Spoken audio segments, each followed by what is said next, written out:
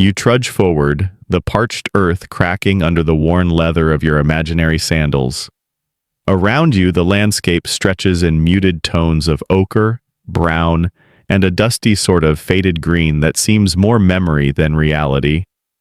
Distant mountains, hazy and purple, serrate the horizon. They look cool, imposing, but they also seem impossibly far away. Every so often, a hardy, thorny shrub clings stubbornly to life, a testament to resilience in a world that offers so little obvious comfort.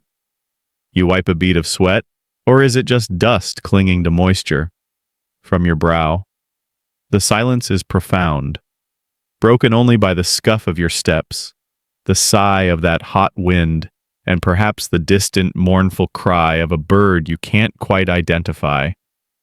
This, my friend, is the ancient Iranian plateau, cradle of the mighty Persian empires like the Achaemenids who, starting around 550 BCE, managed to not only survive here, but to build one of the largest empires the world had ever seen.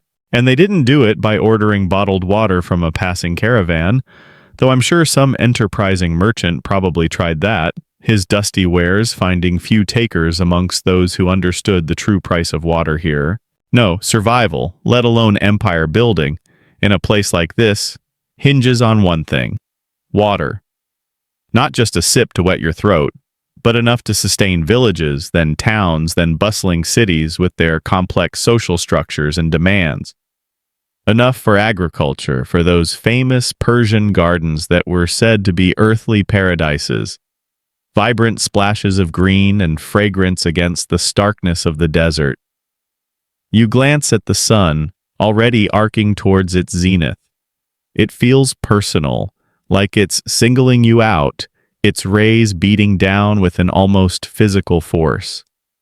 Your throat is dry, not just movie dry, that theatrical rasp, but that genuine, slightly scratchy, I should really find some water soon dry. The kind that makes swallowing an effort and your thoughts turn a little fuzzy at the edges. And there are no handy convenience stores shimmering in the distance. No welcoming oases immediately apparent. Just more of that endless baked earth that stretches as far as the eye can see, a canvas of aridity.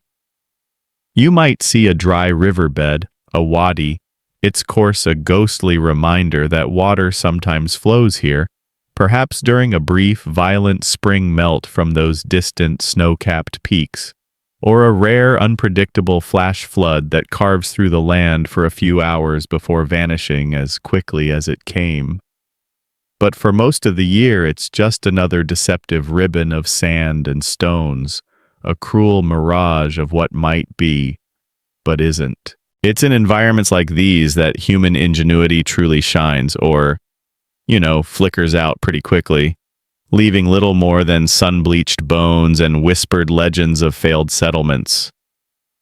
Historians still argue whether the shift towards more intensive water management systems was a gradual evolution, born of accumulated observation and small, incremental improvements over centuries, or spurred by specific climatic changes, perhaps a prolonged period of drought, a shift in rainfall patterns. That made previous simpler methods insufficient, pushing communities to the brink and forcing them to innovate or perish. Imagine being one of the early settlers here, long before the grand empires cast their long shadows across the land. You'd watch the animals, those silent teachers of the desert. Where did they go when the sun was at its fiercest? Which direction did they head in the cool of the early morning, their tracks leading to some hidden, precious source? What plants stayed green the longest and why? Was it their deep roots, their waxy leaves, or some other secret adaptation to scarcity? Ancient peoples were masters of observation, reading the subtle language of the land, a language written in stone, sand, and resilient vegetation. Some rather quirky or fringe tidbits from various arid cultures describe dowsers, individuals who claim to sense water underground with forked sticks of willow or hazel, or perhaps intricately balanced pendants that would dip or sway over hidden streams. While the scientific basis for dowsing is, let's say, highly debatable, a matter of faith rather than verifiable physics for many, it speaks to the desperation and the range of methods people would try when their lives depended on it. Perhaps they even believed in desert spirits, jinn or devas, guarding hidden springs, requiring specific rituals, offerings of precious grain or milk, whispered incantations before revealing their bounty. Probably less effective than a good sturdy shovel and a strong back, but it certainly makes for a better story, a way to imbue the desperate search for water with a sense of the sacred and the mysterious. You find a sliver of shade beneath an overhanging rock, a meager respite from the relentless solar assault. Even the rock itself feels warm to the touch, radiating the heat it has absorbed throughout the morning. It's hard to fathom lush gardens and thriving populations in this scene of desolation. You might think, okay, build a really, really long aqueduct from those mountains. And sure, the Romans were famous for that, constructing magnificent arcaded structures to carry water across valleys and plains. But what if the distances are too great? Hundreds of kilometers, perhaps. What if the terrain is too challenging, too broken, too seismically active for such a massive surface structure?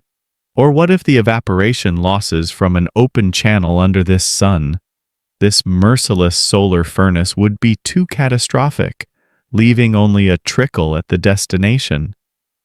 What if the water isn't conveniently waiting in a mountain lake, a visible, tangible reservoir, but hidden deep underground, a silent, invisible river flowing beneath your very feet, a secret treasure locked away within the Earth's crust? That's the crux of it, isn't it? The water is there, often in surprising abundance, trapped in subterranean aquifers, vast layers of porous rock, sand, or gravel saturated with water, a legacy of ancient rains or meltwater slowly, patiently seeping down through layers of rock and gravel over centuries, even millennia. The challenge isn't usually a total lack of water in the broader region, but its accessibility.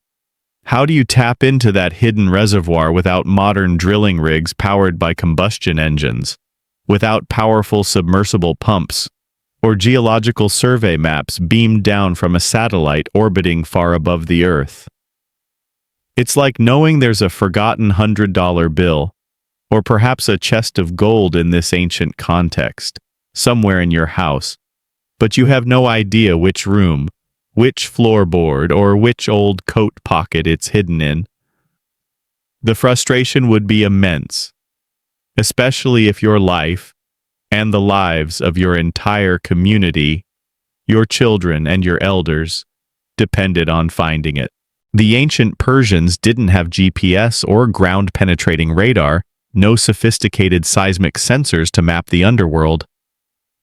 But they had something equally powerful, perhaps even more so in this context: generations of accumulated knowledge, sharp observation skills honed by necessity, and a sheer, dogged determination born of that ever-present thirst. They noticed where certain plants grew more vigorously, not just any plants, but specific indicator species whose roots signaled a higher water table, their leaves a slightly richer green. They observed the subtle dips and contours of the land, the way the morning mist might cling longer in certain hollows, the patterns of ephemeral streams after a rare rain. They understood basic geology, where porous, water-bearing strata, aquifers of sandstone or gravel, might be sandwiched between impermeable layers of clay or solid rock, trapping the water and creating artesian pressure. This wasn't just random guessing. It was a slow, painstaking process of learning the secrets of their environment, a science passed down from father to son, from mother to daughter, a library of knowledge held not in books but in memory and experience. They were, in essence, detectives of hydrology, piecing together clues invisible to the untrained eye, subtle whispers from the earth that spoke of hidden water. And as you sit there, nursing your hypothetical last few drops of water, your tongue feeling thick and your head beginning to ache, you'd be hoping, praying, that one of these ancient water finders, a Mukani, a master of the Kanat, was about to crest the nearest dune, a knowing look in their eye, pointing towards a spot that to you looks just as barren, just as unpromising as everywhere else. The sun continues its oppressive reign, casting sharp, short shadows as it approaches its noonday peak, and the silence of the plain presses in, heavy and expectant.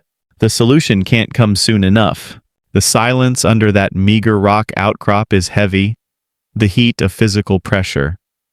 Your mind, unhelpfully, conjures images of cool, clear water, a gurgling spring erupting from mossy rocks, a deep shaded well with a stone parapet, its surface reflecting the sky. Standard wells, of course, are an option and indeed have been for millennia across many cultures. You've seen them perhaps in other, less ambitious settlements or in your mind's eye from stories of other lands. Dig a hole straight down a simple vertical shaft until you hit the water table. Line it with stones if you have them to prevent collapse. Lower a bucket on a rope or a water skin, haul it up, simple, effective-ish. But you also instinctively grasp the limitations, especially in this context. One well serves a small area, its reach limited by the labor of carrying water. The water needs to be lifted, every single skinful, every precious drop, by muscle power, human arms and backs, or perhaps the patient circling of a donkey or an ox, turning a rudimentary winch. This is exhausting, time-consuming work. And what if you're on a slope, with your most fertile land further down, where crops would thrive, but the water table is stubbornly high up near the foothills, where the digging is harder or the ground less suitable for extensive settlement? Are you going to build your entire village precariously perched on a rocky outcrop just to be near the wellhead and then spend your days laboriously carrying water down to your fields? It all feels a bit inefficient, a constant battle against gravity when gravity could perhaps be an ally. Almost like using an old dial-up modem with its screeching and protracted handshake to download a massive high-definition video file. It gets there eventually after much groaning and frustration, but oh, the agony of the wait and the sheer maddening inefficiency of it all. Then, a flicker. An idea. Perhaps not fully formed at first, more like a shimmering in the intellectual heat haze, a whisper of possibility. What if you didn't have to lift the water so much? What if, after going to all the trouble of digging down to that precious, life-sustaining aquifer, you could somehow coax it out sideways? Persuade it to flow gently and continuously to where you actually needed it. The ancient Persians, like many observant peoples, knew that water, like lazy workers on a Friday afternoon, or indeed any matter subject to terrestrial physics, always tries to find the easiest path downhill. This wasn't news even 3,000 years ago. It's a fundamental truth of physics, as immutable as the rising sun. You watch a trickle of your own sweat dislodged by a movement. Trace a path down your dusty arm, seeking the lowest point. Gravity. It's always there, always working, a silent, tireless force. The concept of an aquifer itself is something they understood intuitively, if not with the precise geological terminology we use today. Words like unconfined or confined aquifers, piezometric surface, or hydraulic conductivity. They knew that beneath the dry surface there were often layers of porous rock or gravel saturated with water, like a giant natural sponge, sometimes under pressure, sometimes not. This hidden reservoir, fed by rainfall and snowmelt from distant mountains percolating slowly downwards over centuries, filtering through the earth, was the true treasure, the hidden bank account from which they needed to make a withdrawal. The key was not just finding it, but tapping it in a way that was sustainable and could deliver water where it was most needed, often many kilometers from the aquifer's primary recharge zone, which might be high in the mountains. It's one thing to dig a hole and find water. It's another level of genius entirely to then guide that water, sometimes for incredible distances, through the earth, using nothing but gravity, human ingenuity, and a whole lot of patient, arduous human effort. Some scholars debate the precise chronology and evolutionary steps of Qanat development. Whether it was a sudden invention by a particular genius observing a natural phenomenon like a spring line, or a gradual refinement of earlier, simpler water harvesting techniques, such as improving natural seeps or digging short adits into hillsides, the idea crystallizes, like salt forming beautiful angular structures as a desert puddle evaporates under the fierce sun. You need a source, a deep, reliable well sunk right into the heart of the aquifer, often at the foot of those distant, promising mountains where the water table is highest and the recharge most consistent. This primary well wouldn't be an ordinary village well, casually dug and used by a few families. It would be the mother of all wells, the Cha-i-Madar, as it's known in Farsi, the mother well. This isn't just a whimsical poetic title, it signifies its vital role as the origin point, the very womb from which the water, and thus life for the community, will flow. These mother wells could be incredibly deep, sometimes plunging tens, even hundreds of feet, in some documented cases, over 100 meters into the earth. Think of the effort, the sheer nerve of excavating such a shaft with rudimentary tools, perhaps just picks and shovels with hardened wooden or bronze edges, baskets to haul the spoil in baking summer heat or freezing mountain air at higher altitudes. There'd be no preliminary geological survey from a chap in a hard hat with a clipboard full of seismic data. You'd rely on those subtle signs, those ancestral whispers of knowledge about the land, the texture of the soil, the slight variations in vegetation. Once this mother well confirmed a strong, steady supply of water deep below, not just a seasonal trickle, but a reliable year-round flow, the real magic, the true innovation, could begin. Instead of just hauling buckets up that deep shaft, imagine someone thinking that brilliant, anonymous ancestor. Right, the water is down there, a substantial quantity of it. Our fields and our future village are over there on the plain, many paces away, slightly lower down the slope. What if we dig a tunnel, a very, very gently sloping tunnel, from the bottom of this mother well, all the way to where we need the water? It's a beautifully simple concept in hindsight, like all great inventions. The wheel, the lever, the paperclip, the Qanat, the word itself, often translated as channel or conduit, isn't just a well. It's an artificial subterranean spring, a man-made underground river meticulously engineered to bring life from the hidden depths to the thirsty surface. The water, under the natural pressure of the aquifer and the pull of gravity in this new, slightly lower outlet, would flow into the base of the mother well and then, finding the entrance to this new, gently declining tunnel, would naturally begin to move along it, drawn by that irresistible gravitational force towards its eventual exit point on the plains below, miles away perhaps.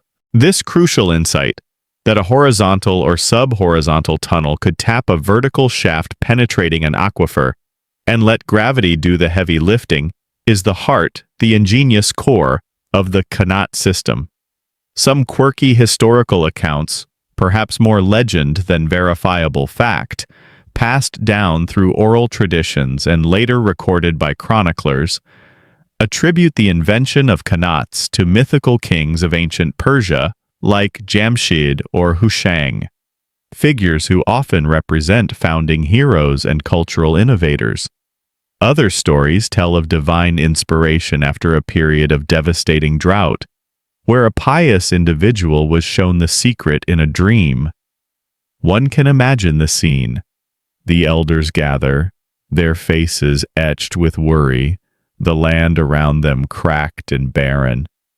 Someone suggests sacrificing a prize goat. Another advocates for a really intense group prayer for rain, led by the local priests. "We tried that last harvest," a grizzled farmer might grumble, wiping dust from his brow. "Only got more locusts and a thinner goat." And then, some quiet, thoughtful individual, perhaps after staring at an antlion's conical pit in the sand, observing how the loose grains always flow downwards, or noticing how water seeped persistently from a crack in a hillside after rains, hesitantly suggests, what if we dig sideways into the earth to meet the water where it lives, and then lead it out? Cue a lot of confused silence, maybe a few eye rolls from the more conservative members of the council, before the sheer audacity and then the subtle brilliance of the idea begins to sink in.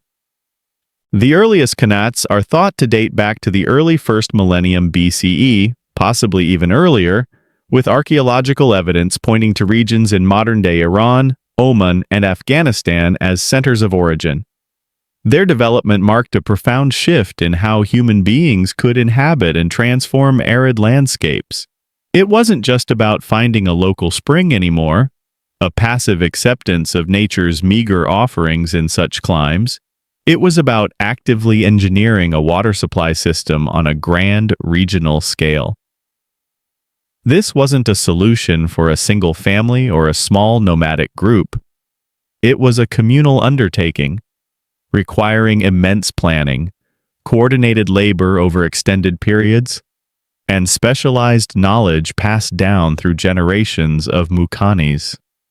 You shift your position under the rock, the sun now a fraction lower in the sky, its intensity barely diminished. The air still bakes, but in your mind's eye, you can almost see it. That deep mother well, a dark promise of moisture deep within the earth, and the nascent idea of a hidden channel, a secret river, ready to bring life to the barren land stretching out before you. The problem of the water is immense, a constant existential threat. But so, it seems, is the human capacity for wresting solutions from the unlikeliest of circumstances, driven by that most fundamental of needs.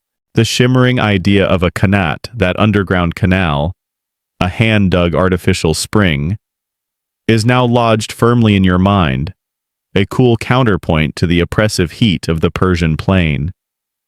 But before a single shovel, or more accurately a short-handled pick, can break the parched earth, before the mother well can even be imagined in a specific spot, comes the crucial, almost mystical first step: finding the water, the prospecting. This isn't like misplacing your keys, which usually turn up in the last place you look, often after a frustrating but ultimately successful search. Here, if you look in the wrong place, if you dig a deep, expensive, and ultimately dry hole, you condemn your community to more thirst, or worse, wasted effort that could spell their doom, using up precious resources, time, and hope for nothing. The ancient water prospectors, the specialists who would later be formalized into the role of the mukanis in developed Persian society, were more than just skilled laborers. They were practical geologists, hydrologists, and diviners of the landscape, all rolled into one.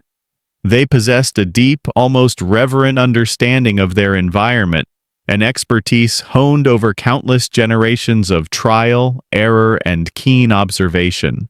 You stand with one such hypothetical mukani, a figure weathered by sun and wind, his skin like tanned leather, His eyes narrowed against the glare as he scans the distant foothills, those transitional zones where the mountains meet the plains. He doesn't have a fancy GPS unit pinging satellites or a drone to send up for an aerial survey, providing a bird's-eye view of potential watercourses. His tools are his senses, his profound experience accumulated over a lifetime of walking these lands, and an encyclopedic, unwritten knowledge of the local terrain and its subtle indicators. One of the first things he'd be looking for is evidence of a high water table, especially near the base of mountains or along alluvial fans. These fans, vast, fan-shaped deposits of gravel, sand, and silt, washed down from the mountains over millennia by episodic floods, are prime locations for finding groundwater. Why? Because they often act as giant natural sponges, absorbing rainfall and snowmelt from the higher elevations and storing it underground in their porous layers. He might point to a line of vegetation that's unexpectedly lush or stays green longer into the dry season than the surrounding desiccated scrub.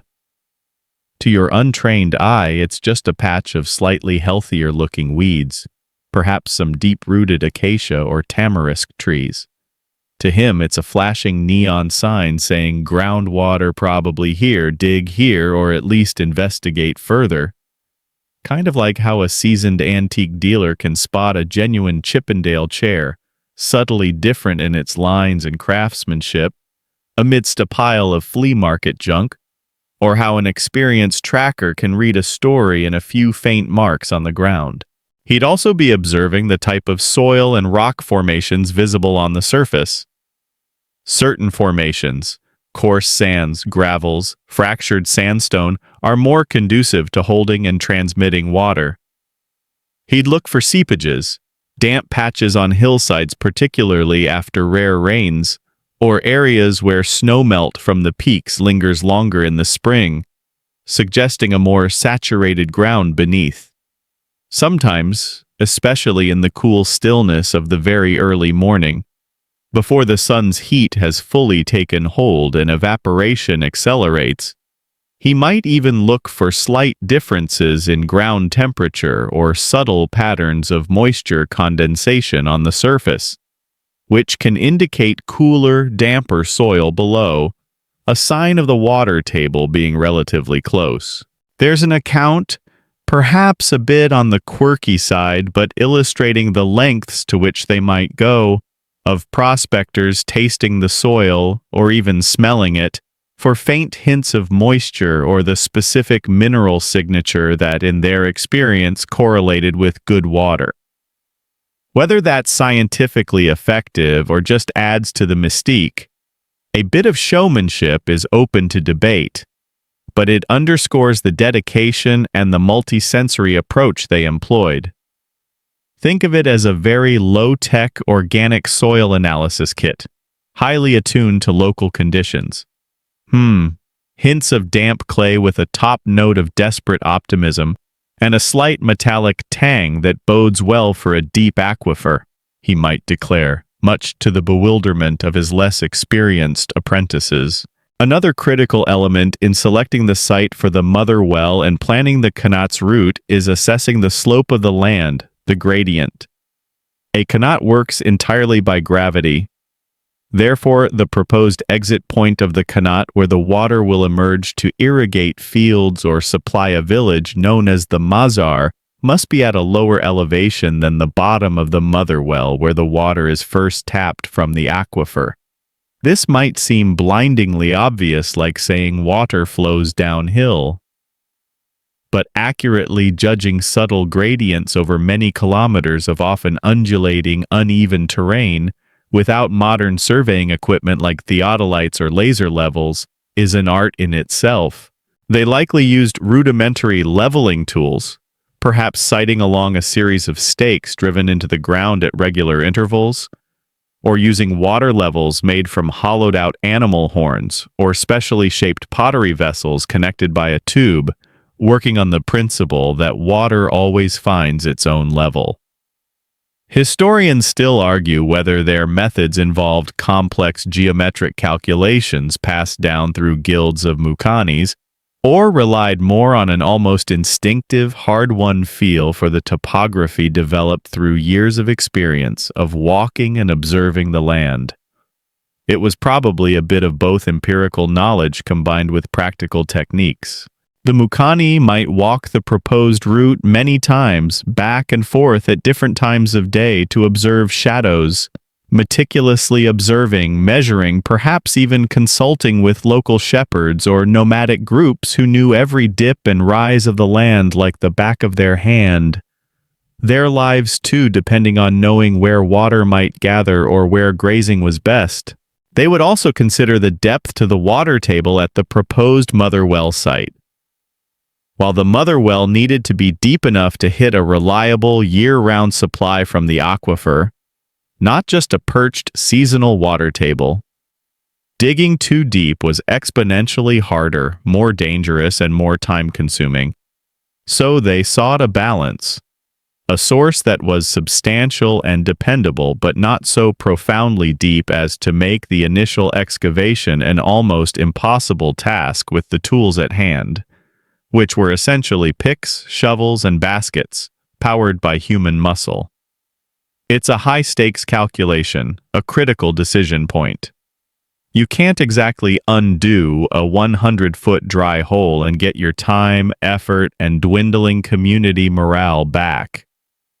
This wasn't a weekend DIY project that you could just abandon if it got too complicated and order a pizza instead. This was a community's lifeline, their hope for a future. One ingenious mainstream historical fact about their surveying is the use of trial pits or test wells. Before committing to the massive, resource-intensive undertaking of a full qanat, which could take years to complete, the Mukanis would often sink a series of smaller, shallower wells along the proposed line of the mother well, or even along the proposed route of the qanat gallery itself. This helped them confirm the presence and depth of the water table, assess its quality, was it too saline, for example, and get a feel for the soil and rock strata they'd be dealing with. Was it loose sand prone to collapse, hard clay difficult to dig, or worst of all, solid bedrock that would require immense effort to penetrate? It was a way of de-risking the project, a very ancient form of feasibility study, a preliminary investigation before the main investment. If the trial pits looked promising, confirming their initial assessment, they'd proceed with the main event, the digging of the mother well. If not, if the trial pits were dry or showed unfavorable conditions, they'd reluctantly pack up their dreams of a gushing water source in that particular location and try another spot, wiser perhaps, but undoubtedly disappointed in facing the renewed challenge of starting their search anew. Imagine the pressure on these individuals, these Mukanis, the fate of their community, the possibility of turning barren, sun-scorched land into a flourishing, productive oasis, rested heavily on their judgment, their skill, their experience. There were no guarantees, no insurance policies against failure, only their expertise and the fervent hope that the earth would yield its hidden treasure when they asked it in the right way, in the right place. You follow this ancient surveyor, this Mukani, in your mind's eye, feeling the sun beat down relentlessly, your own throat still parched with sympathetic dryness. He stops, after much deliberation, much scanning of the horizon and peering at the ground. He points to a seemingly unremarkable spot at the base of a gravelly slope, near the mouth of a dry wadi perhaps.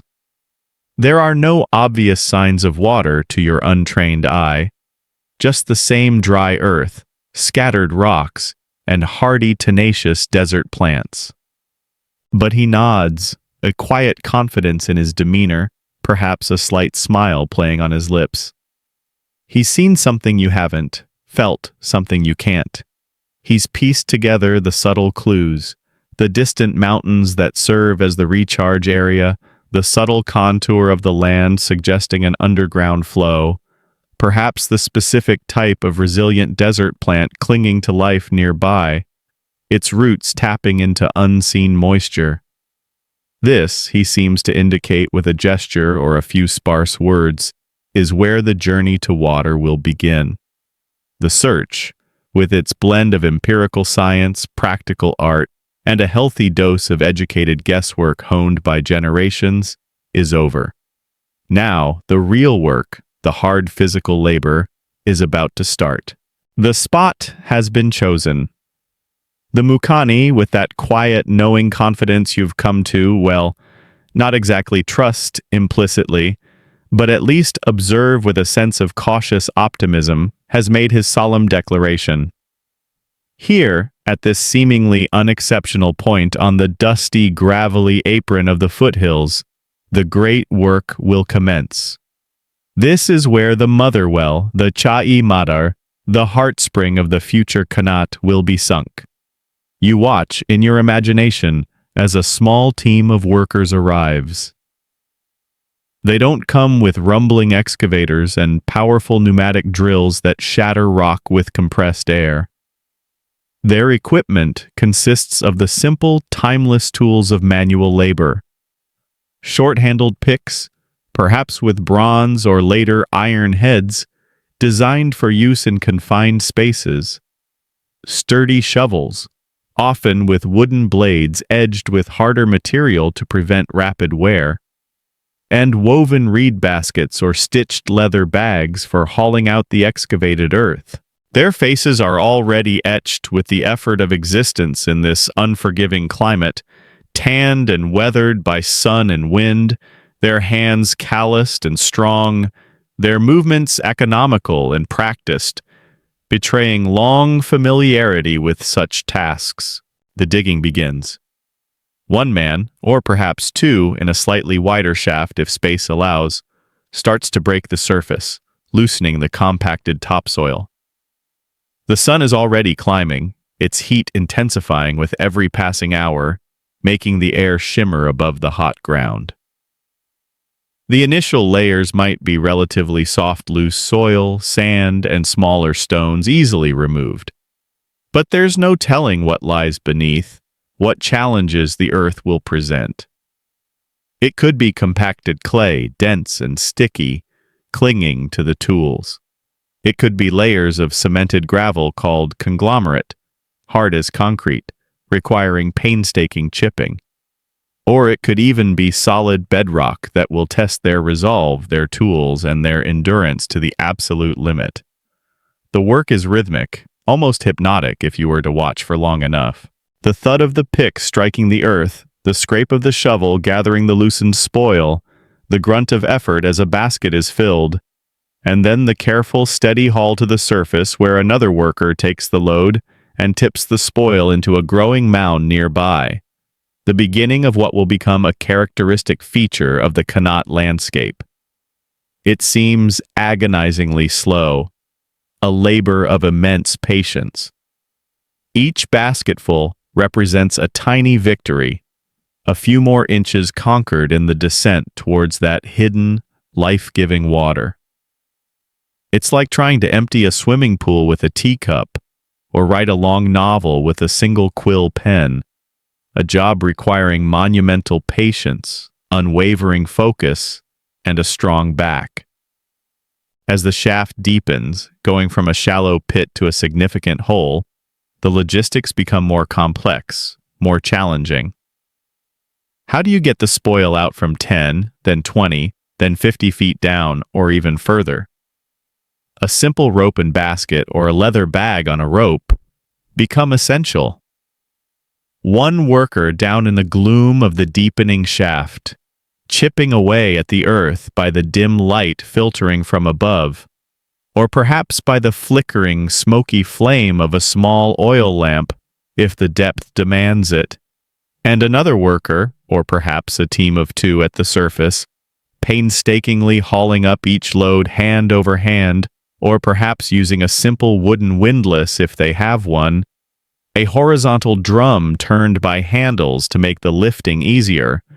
Communication becomes a series of coded shouts, barely intelligible from the surface, or tugs on the rope. One tug for haul, two tugs for slack, perhaps. Imagine the air at the bottom of that growing hole hot, stale, increasingly humid as they get closer to potential moisture, and thick with fine dust raised by the digging, dust that coats the throat and lungs. There's no OSHA, no Occupational Safety and Health Administration down here to mandate safety harnesses, hard hats, or forced ventilation fans. Just a raw determination and a reliance on experience to avoid disaster. And if they hit a patch of particularly stubborn rock, a boulder too large to easily dislodge, progress could slow to a crawl, a few precious inches a day. The repetitive, monotonous clang of metal on stone echoing dully from the depths, a sound that would test the sanity of any worker. Some particularly well-preserved ancient Egyptian tomb-building records from a slightly different, though contemporaneous, context, a bit of a detour but relevant to ancient digging practices in arid lands, show just how incredibly laborious quarrying and excavation was, the immense human effort required for even modest underground works. Those workers weren't exactly on a wellness retreat with smoothie breaks and ergonomic tools. Historians still argue, based on limited archaeological and textual evidence, whether there were specialized guilds of well diggers and qanat constructors even in these early periods, or if it was a more communal effort led by those individuals with the most experience and aptitude for such demanding work. Given the high level of skill, the inherent dangers, and the critical importance of the task, it's likely that a core group of specialists, the forerunners of the later highly respected Mukanis, took on the most critical and hazardous roles, their knowledge perhaps passed down within families or through apprenticeships. The mother well wasn't just any well, it was the primary intake, the heart of a complex hydraulic system designed to last for generations, possibly centuries, so the quality of its construction, its verticality, its stability was paramount. They weren't just digging a hole. They were crafting an artery for the lifeblood of their future community. A monumental undertaking with profound, long-lasting implications. A quirky and rather alarming fringe tidbit sometimes mentioned in discussions of ancient mining and well digging in difficult rock is the technique of fire setting. If they encountered a particularly large or intractable boulder obstructing the shaft, or a seam of very hard rock that resisted their picks, they might build a large, intense fire against it. Once the rock was heated to a very high temperature, they would douse it with cold water. If water was available for such a purpose, perhaps hauled from a distant source. The rapid cooling would cause the rock to crack and spall due to thermal shock, making it easier to break up and remove. Effective, perhaps, in certain situations, but incredibly dangerous in the confined space of a well shaft, filling the shaft with acrid smoke, choking steam, and increasing the risk of rock falls from the heated and now unstable surrounding rock. You certainly wouldn't want to be the one scampering down afterwards into that inferno-like environment to clear the now fractured rock amidst fumes and falling debris. It sounds like a recipe for a very bad day at work, and probably a few lost eyebrows, singed beards, or much worse at the very least. As the depth of the mother well increases, another insidious danger emerges. Bad air. Carbon dioxide, CO2, being heavier than air and often released from certain geological formations or the decay of organic matter, can accumulate at the bottom of unventilated shafts, silently and odorlessly displacing oxygen and potentially asphyxiating the digger. Or they might hit pockets of other dangerous gases like methane, CH4, which is flammable, or hydrogen sulfide, H2S, which is highly toxic, even in small concentrations. Ancient miners and well diggers likely used rudimentary tests for air quality, like lowering a lit lamp, typically a simple oil lamp, into the shaft. If the flame dimmed significantly, flickered erratically, or went out altogether, the air was deemed unsafe and the digger would be hastily pulled out, or work would cease until ventilation improved, perhaps by fanning air down or waiting for natural atmospheric changes. One wonders how many learned this lesson the hard way, succumbing to the silent killer before such tests were widely understood or rigorously applied.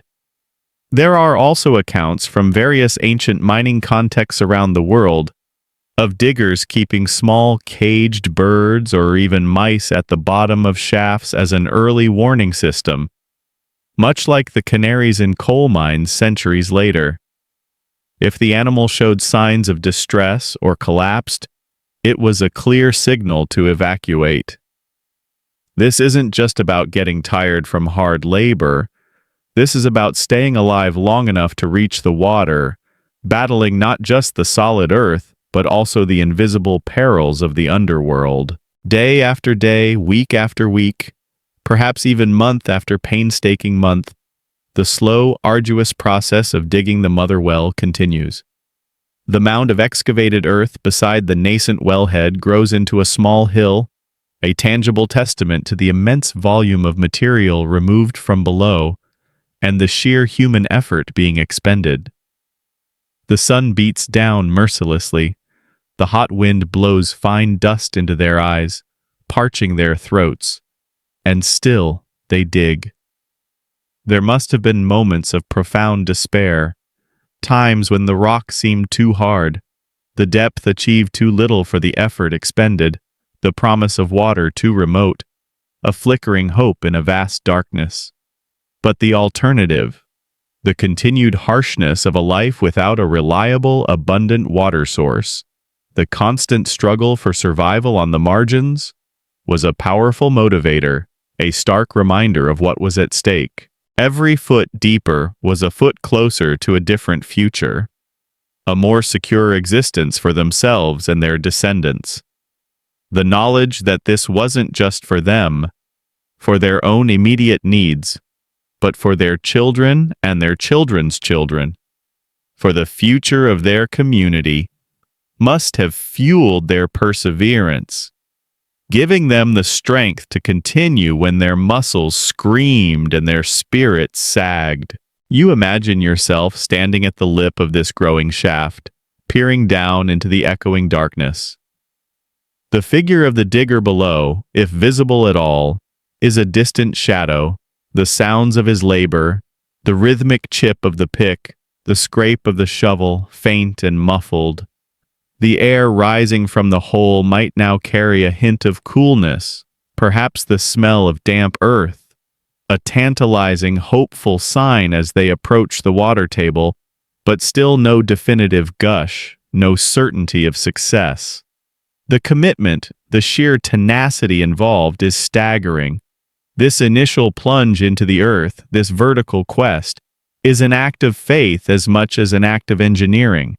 Faith in the Mukani's skill and judgment, faith in their collective strength and endurance, and an almost desperate faith that deep beneath their weary feet, the hidden river, the life-giving aquifer, awaits their arrival.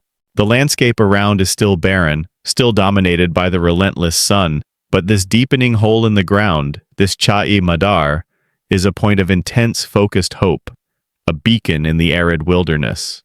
The mother well, the Chai Madar, continues its slow, painstaking descent into the earth, a vertical tunnel driven by human will against the resistance of stone and gravity.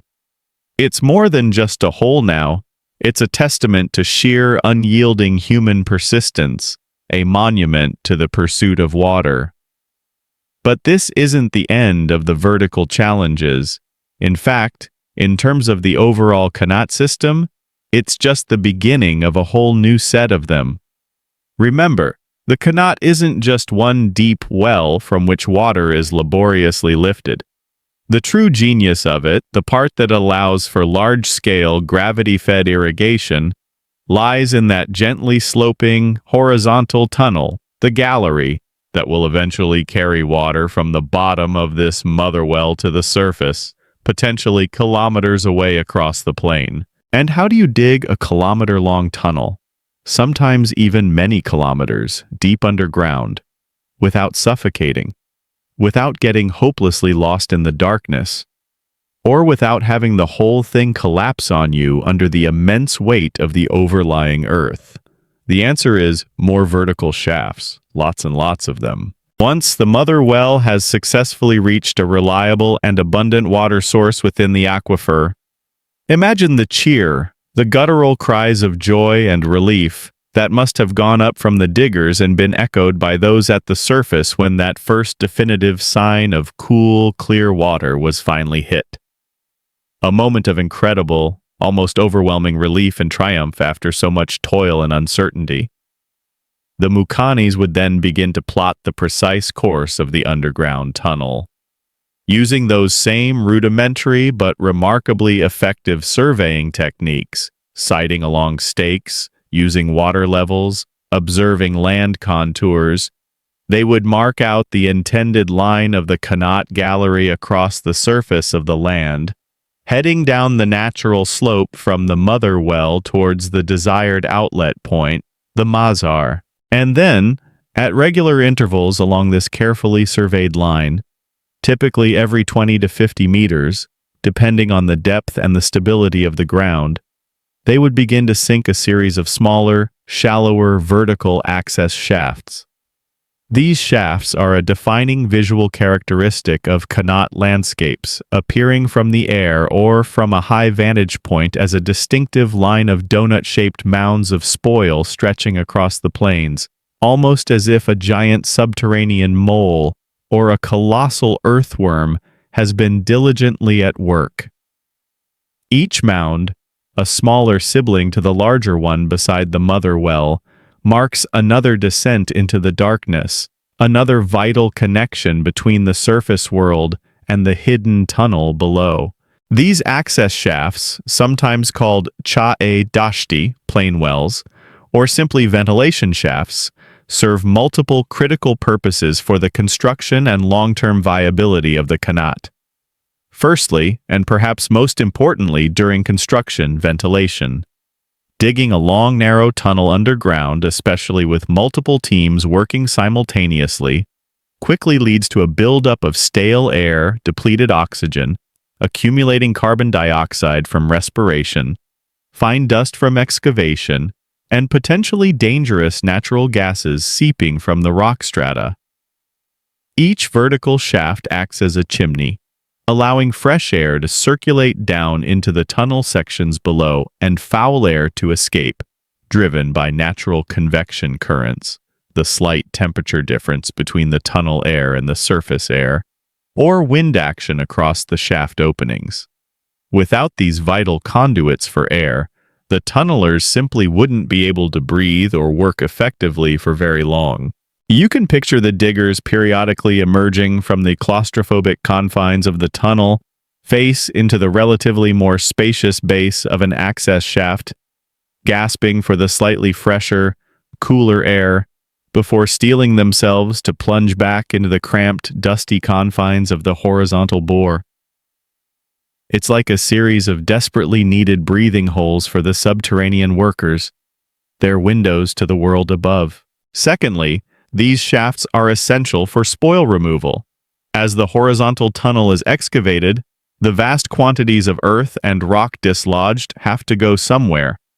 It's far too difficult, time-consuming, and inefficient to drag or carry it all the way back to the distant mother well, or all the way forward to the eventual and equally distant exit point, which might not even be started yet if tunneling from the mother well outwards. Instead, the diggers working on the tunnel face would excavate a short section, perhaps only a meter or two, load the spoil into baskets or leather bags, and then pass it or drag it to workers stationed at the base of the nearest vertical access shaft. These workers would then haul the spoil up to the surface using ropes where it would be tipped to form those characteristic crater-like mounds around the shaft opening. This system dramatically reduces the horizontal distance the spoil needs to be carried underground, making the process much faster, more manageable, and less exhausting for the tunnelers. It's a kind of underground bucket brigade or a relay race, repeated hundreds, even thousands of times along the entire length of the Kanat. Historians still debate the exact division of labor and the hierarchy within the teams of Kanat diggers. Were there specialist shaft sinkers, tunnel facemen, hauliers? But specialized roles for excavation, hauling, and shaft maintenance almost certainly developed to optimize this complex multi-stage process. Thirdly, and just as importantly for the long-term functionality of the Kanat, these shafts provide access for construction alignment and, crucially, for future maintenance and repair. Kanats are not dig-them-and-forget-them structures that will function perfectly forever without attention. They are dynamic systems interacting with the earth around them, and they require regular cleaning and repair to keep the water flowing freely. These shafts allow workers, the mukanis, to descend into any section of the tunnel that might have collapsed due to earth tremors, become silted up with sediment carried by the water, or become blocked by intrusive tree roots seeking moisture. Without this relatively easy access at regular intervals, a single blockage or collapse could render an entire kilometer-long Kanat completely useless, a catastrophic failure after so much initial investment. They also played a vital role in alignment during construction. By sinking shafts along a pre-surveyed line on the surface, the diggers tunneling from opposite directions, from one shaft towards the next, or outwards from the mother well and inwards from the mazar, could ensure they were heading in the correct direction to meet up accurately. Though undoubtedly there were occasional "oops, missed you by a few feet" moments, or slight misalignments in level, requiring some hasty, expletive-filled subterranean course correction or awkward grading adjustments. It wasn't precision GPS-guided tunneling after all. One mainstream historical fact is that the alignment of these tunnels, often over many kilometers and guided only by rudimentary surveying instruments and the faint light from the shafts, was often astonishingly accurate, a testament to the skill of the ancient mukanis. However, digging these numerous vertical shafts, even if generally shallower than the deep mother well, was not without its own significant dangers. Each one was a miniature well-digging operation in itself, susceptible to the same risks of cave-ins, particularly in softer, less stable ground like loose sand or unconsolidated gravel. Workers could fall down the shafts or have tools, rocks, or spoil fall on them from above, causing serious injury or death. And remember, we're talking about dozens, sometimes hundreds of these shafts for a single long Kanat. Each one represented a calculated risk, a fresh opportunity for mishap. A quirky, though perhaps unverified folktale sometimes told is that experienced Kanat workers developed a kind of sixth sense for geological instability, able to hear the subtle creaks and groans of the earth, or feel minute vibrations that preceded a collapse, allowing them a precious few seconds to scramble to safety. Maybe they did develop such heightened senses born of constant peril, or maybe it was just a keen sense of self-preservation combined with acute observation and a healthy dose of luck. They likely used timber supports in areas where wood was available and affordable, which was not always the case on the often barren Iranian plateau, or even interlocking baked clay rings to shore up the sides of the shafts in less stable soil. But these were often temporary measures or used sparingly due to cost and availability. You stand, in your mind, by the lip of one of these newly completed access shafts, peering down into its shadowy depths.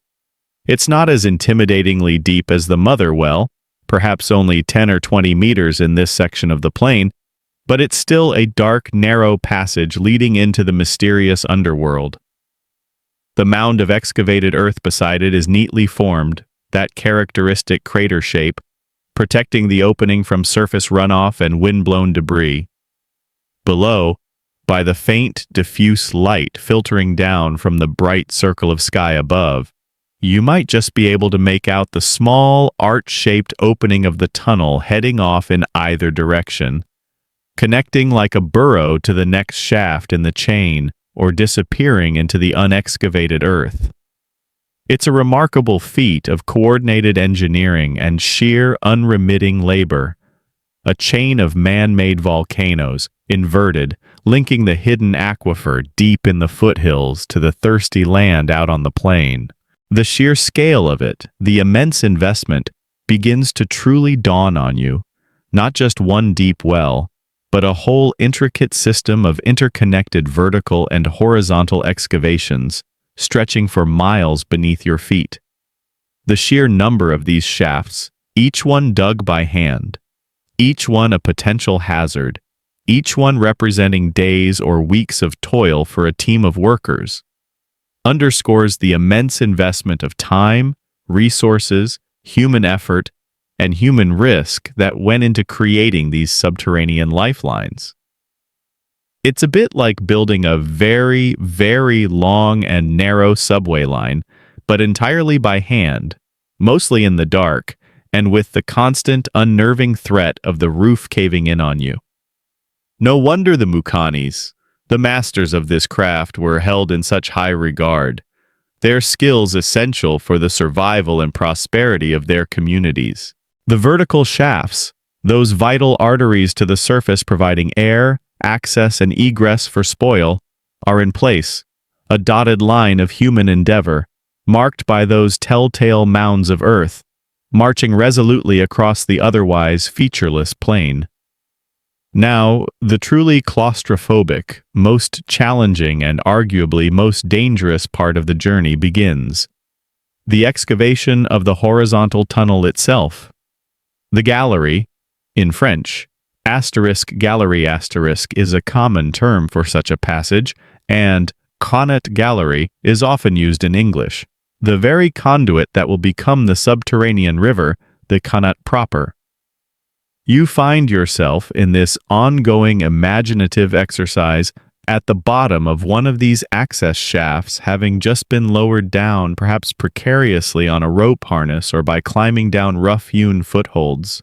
The air is noticeably cooler than on the sun-baked surface, a welcome relief, but it's also thick with the smell of damp earth, human sweat, and perhaps the faint, oily scent of burning lamps. Above, the sky is a small, bright circle, a distant, almost mocking reminder of the open world, the sunlit freedom you've left behind. Below and all around, it's the realm of flickering oil lamps, strained muscles, muffled sounds, and the oppressive weight of the earth. Two small arched openings lead off from the base of the shaft, often no more than shoulder width apart if two tunnels are being dug simultaneously from the same shaft in opposite directions. These are the beginnings, or the current working phases, of the tunnel. One heads back towards the mother well, if you're digging outwards from the plain, or towards the previous shaft. The other heads forward towards the eventual oasis or the next shaft in the chain. Sometimes, indeed often, for longer connaughts to speed up construction, teams of diggers, the Mukanis and their assistants, would work simultaneously from multiple shafts, digging towards each other. This method could dramatically reduce the overall construction time, but it also required incredible skill in surveying and maintaining direction and gradient to ensure the tunnels would actually meet up accurately, both horizontally and vertically. Imagine the palpable tension as two teams, having dug for weeks or months from opposite directions, their progress hidden from each other by the intervening earth, hear the first faint tapping sounds of the other team's picks through the remaining wall of earth or rock. The relief and boisterous celebration when they finally broke through, connecting their respective tunnels, must have been immense. Probably only slightly marred if one tunnel was discovered to be 2 feet higher than the other, leading to some awkward engineering adjustments, and perhaps some pointed, though hopefully good-natured conversations about whose surveying skills needed a refresher course back at the village. You're given a small, flickering oil lamp, probably a simple shallow clay dish with a pinched spout for a wick. The wick itself made of twisted plant fibers, floating in sesame oil, olive oil, or perhaps less pleasant-smelling animal fat. Its feeble light casts long, dancing, exaggerated shadows on the rough-hewn walls, doing little to truly dispel the oppressive gloom, making the darkness beyond its small circle of illumination seem even more profound and menacing. The tunnel itself is small, very small by modern standards. Typically, kanat tunnels are only about a meter, around 3 feet wide, and perhaps 1.5 meters to 2 meters, 5 to 6.5 feet high, just enough for a single worker to crouch or stoop, sometimes even crawl, while wielding a short-handled pick or mattock. This wasn't a place for anyone prone to claustrophobia, anyone who felt uneasy in tight, enclosed spaces. You'd be constantly, subliminally aware of the immense weight of the earth above you, tons upon tons of rock and soil pressing down, held back only by the arch shape of the tunnel, if the ground was stable enough to allow for an arch, or, in less stable sections, by rudimentary timbering or lines of baked clay rings, if available and affordable. The soundscape is muffled, immediate, intensely personal. The repetitive chip-chip-chip of the pick as it bites into the earth or soft rock at the tunnel face. The scrape of a small hoe or shovel pulling the loosened earth back towards the basket. The grunts of the digger, the sound of his labored breathing, and your own breathing, which suddenly sounds very loud, almost amplified in the confined quiet space. The digger, the asterisk kashtkan asterisk or asterisk charkan asterisk in some Persian terminology, works in this cramped, uncomfortable passage, often kneeling or crouching for hours on end, painstakingly chipping away at the face of the tunnel.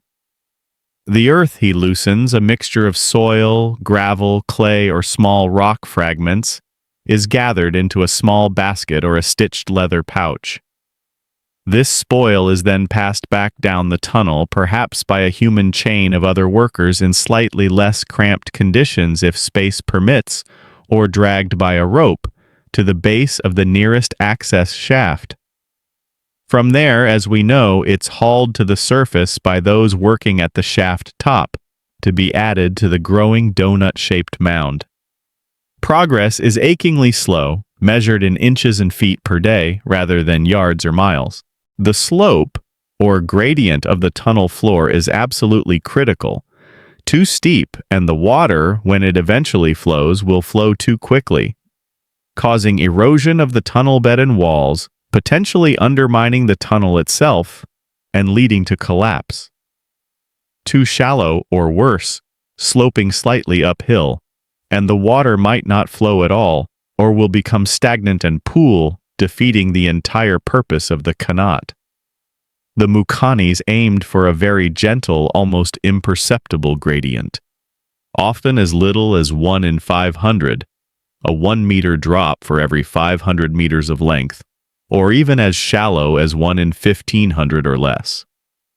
Maintaining this precise slope consistently over kilometers of tunnel, working in near-total darkness with only rudimentary leveling tools, is one of the most astonishing and admirable aspects of kanat construction.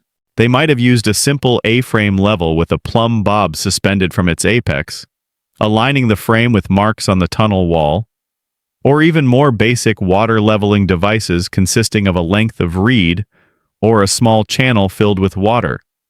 Historians and engineers still marvel and debate exactly how they achieve such consistent precision. Was it the result of complex calculations and carefully transferred benchmarks, or an almost artistic instinctive skill, a feel for the correct slope, passed down through generations of master diggers, honed by countless hours of practice in the subterranean realm? A mainstream historical fact related to this incredible precision is the demonstrable consistency of qanat gradients over vast distances.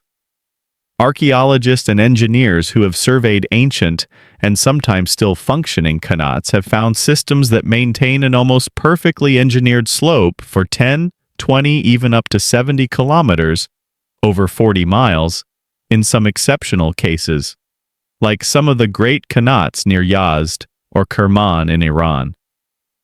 It's a level of precision in civil engineering that would be respectable even if achieved with modern laser-guided surveying equipment, let alone with the simple tools and techniques they had at their disposal thousands of years ago. It is this gentle, consistent, meticulously maintained slope that allows the water, once tapped from the aquifer by the mother well, to flow continuously, silently, year-round, powered entirely and reliably by the free and inexhaustible force of gravity. The working conditions in these tunnels are, to put it mildly, atrocious by any modern standard. The air is foul, often heavy with humidity and dust, despite the theoretical ventilation provided by the access shafts. Circulation could be poor in long stretches between shafts. It's damp, sometimes from groundwater seeping in prematurely from unexpected perched aquifers, sometimes just from the respiration and profuse sweat of the workers in the humid, enclosed space. The lighting provided by those smoky, flickering oil lamps is minimal, casting deceptive shadows and making detailed work difficult and eye-straining. And then there's the constant, palpable danger. Cave-ins are an ever-present threat, especially when digging through softer, less stable geological strata like unconsolidated sand, wet clay, or fractured rock. A sudden shift in the earth, an ominous creak of timber supports, if any were used and could be afforded. Good, strong timber was a scarce and valuable commodity on the largely treeless Iranian plateau, and tons of rock and soil could come crashing down in an instant, entombing workers with little or no warning. There's a rather grim, quirky tidbit sometimes associated with this high-risk profession. Some accounts suggest that qanat diggers, the muqanis, often worked in close-knit family teams with fathers and sons or brothers digging together. This had the advantage of trust and shared knowledge, but if a major collapse occurred, it could wipe out generations of skill and several male members of a family in an instant, a devastating blow to any small community. While possibly an exaggeration or a localized practice rather than a universal one, it starkly highlights the profound personal risks these individuals faced daily, willingly, to bring water to their communities. They were, in a very real sense, unsung heroes of the ancient world. Their names and individual sacrifices mostly lost to time, but their collective work sustaining entire civilizations. You crawl further into the oppressive darkness of the tunnel, your shoulders brushing against the rough-hewn, damp walls. The only sound now, apart from your own slightly ragged breathing, is the scrape of your own passage and the distant, rhythmic, almost reassuring chipping of the pickaxe from the digger working at the face ahead. Every so often, perhaps every 50 paces or so, you pass the dark, vertical opening of another ventilation shaft, a column of slightly less dim light reaching down from the world above, a faint connection to the sun and fresh air. These shafts are also how the diggers orient themselves spatially, how measurements are passed down from the surface surveyors for maintaining that crucial gradient and direction, and how, in an emergency, a worker might hope to escape or be rescued. The tunnel isn't perfectly straight. It might deviate slightly to the left or right to avoid a particularly hard rock stratum that would take too long to penetrate, or to circumvent an area of obviously unstable, crumbly ground. These minor pragmatic adjustments, these on-the-fly engineering decisions made deep underground, are all part of the Mukani's art, his intimate dialogue with the earth. The thought of spending day after day, week after week, month after month, perhaps even year after year, in such confined, dark, damp, and dangerous conditions is almost unbearable to a modern sensibility. It's a world away from our air-conditioned offices, our safety regulations, our bright, open spaces. It's a raw, elemental struggle against the earth itself, a battle waged inch by inch. But then you remember the purpose, the driving force behind this incredible expenditure of human effort. That shimmering vision of cool, clear, life-giving water emerging onto the parched land above.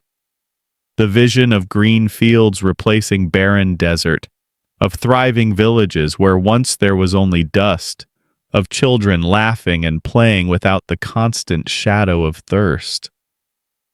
That's what drove them. That's what made this subterranean, claustrophobic, back-breaking toil worthwhile. And somewhere, up ahead, in the Stygian darkness, lies the mother well, its promise of abundant water getting closer with every painfully removed basket of earth.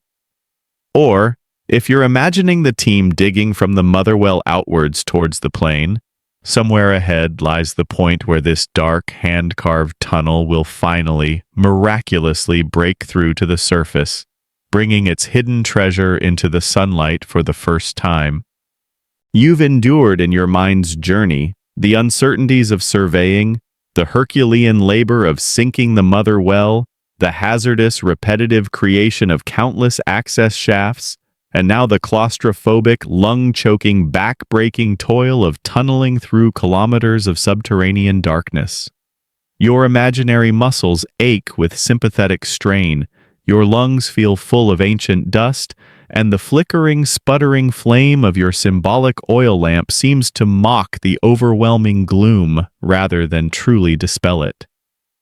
But now, as days stretch into weeks, and weeks perhaps into months, something is different.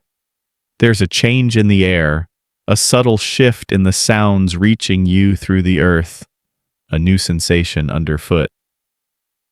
The rhythmic chipping of the pick from the tunnel face ahead, if you're part of a team tunneling towards the designated surface outlet, the mazar, might sound a little less muffled, perhaps a hint of resonance suggesting a void or softer ground beyond.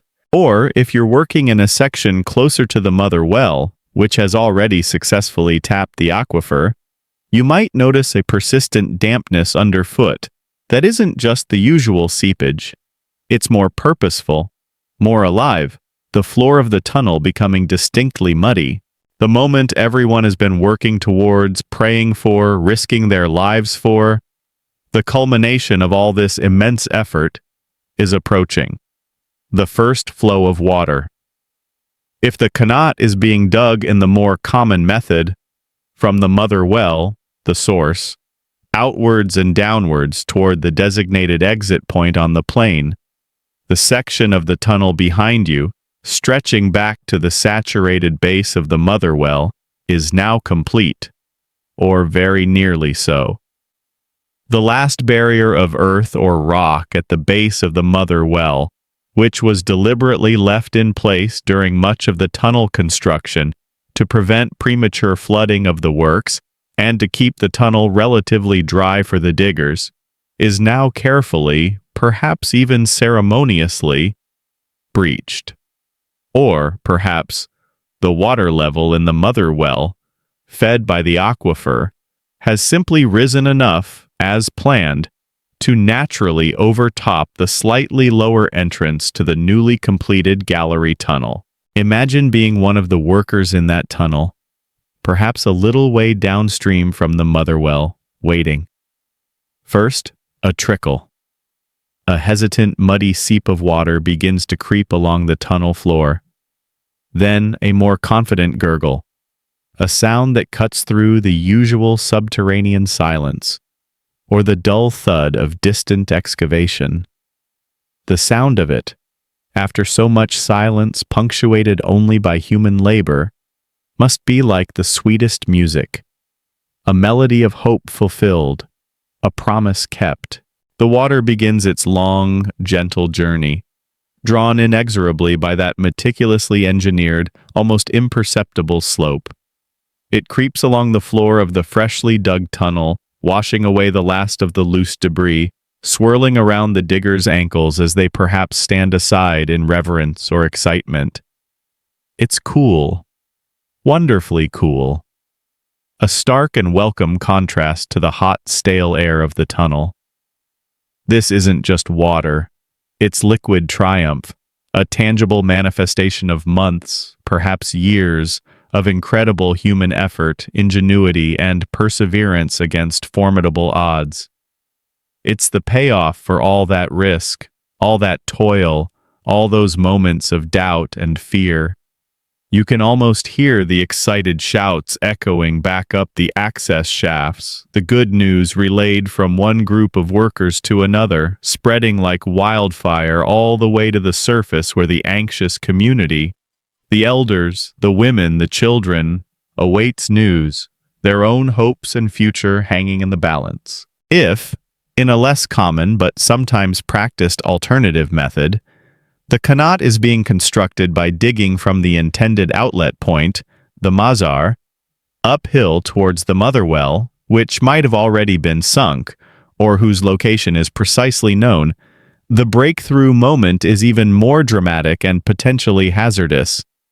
The diggers at the tunnel face, working in the uphill direction and now closest to where the waterlogged mother well is known to be, would hear the sounds of water, seeping, dripping, perhaps even gently flowing, more and more clearly through the remaining barrier of earth.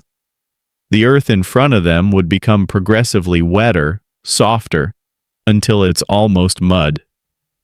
And then, with a final, careful, perhaps apprehensive excavation, a gush, water, cool and surprisingly forceful, sometimes under considerable artesian pressure if the mother well tapped a confined aquifer, surges into the newly completed section of the tunnel, signaling that the connection to the aquifer via the mother well has finally, definitively been made. It's a moment of exhilarating success, a rush of adrenaline, probably mixed with a healthy dose of let's get out of the way quickly before we're washed back down the nearest access shaft.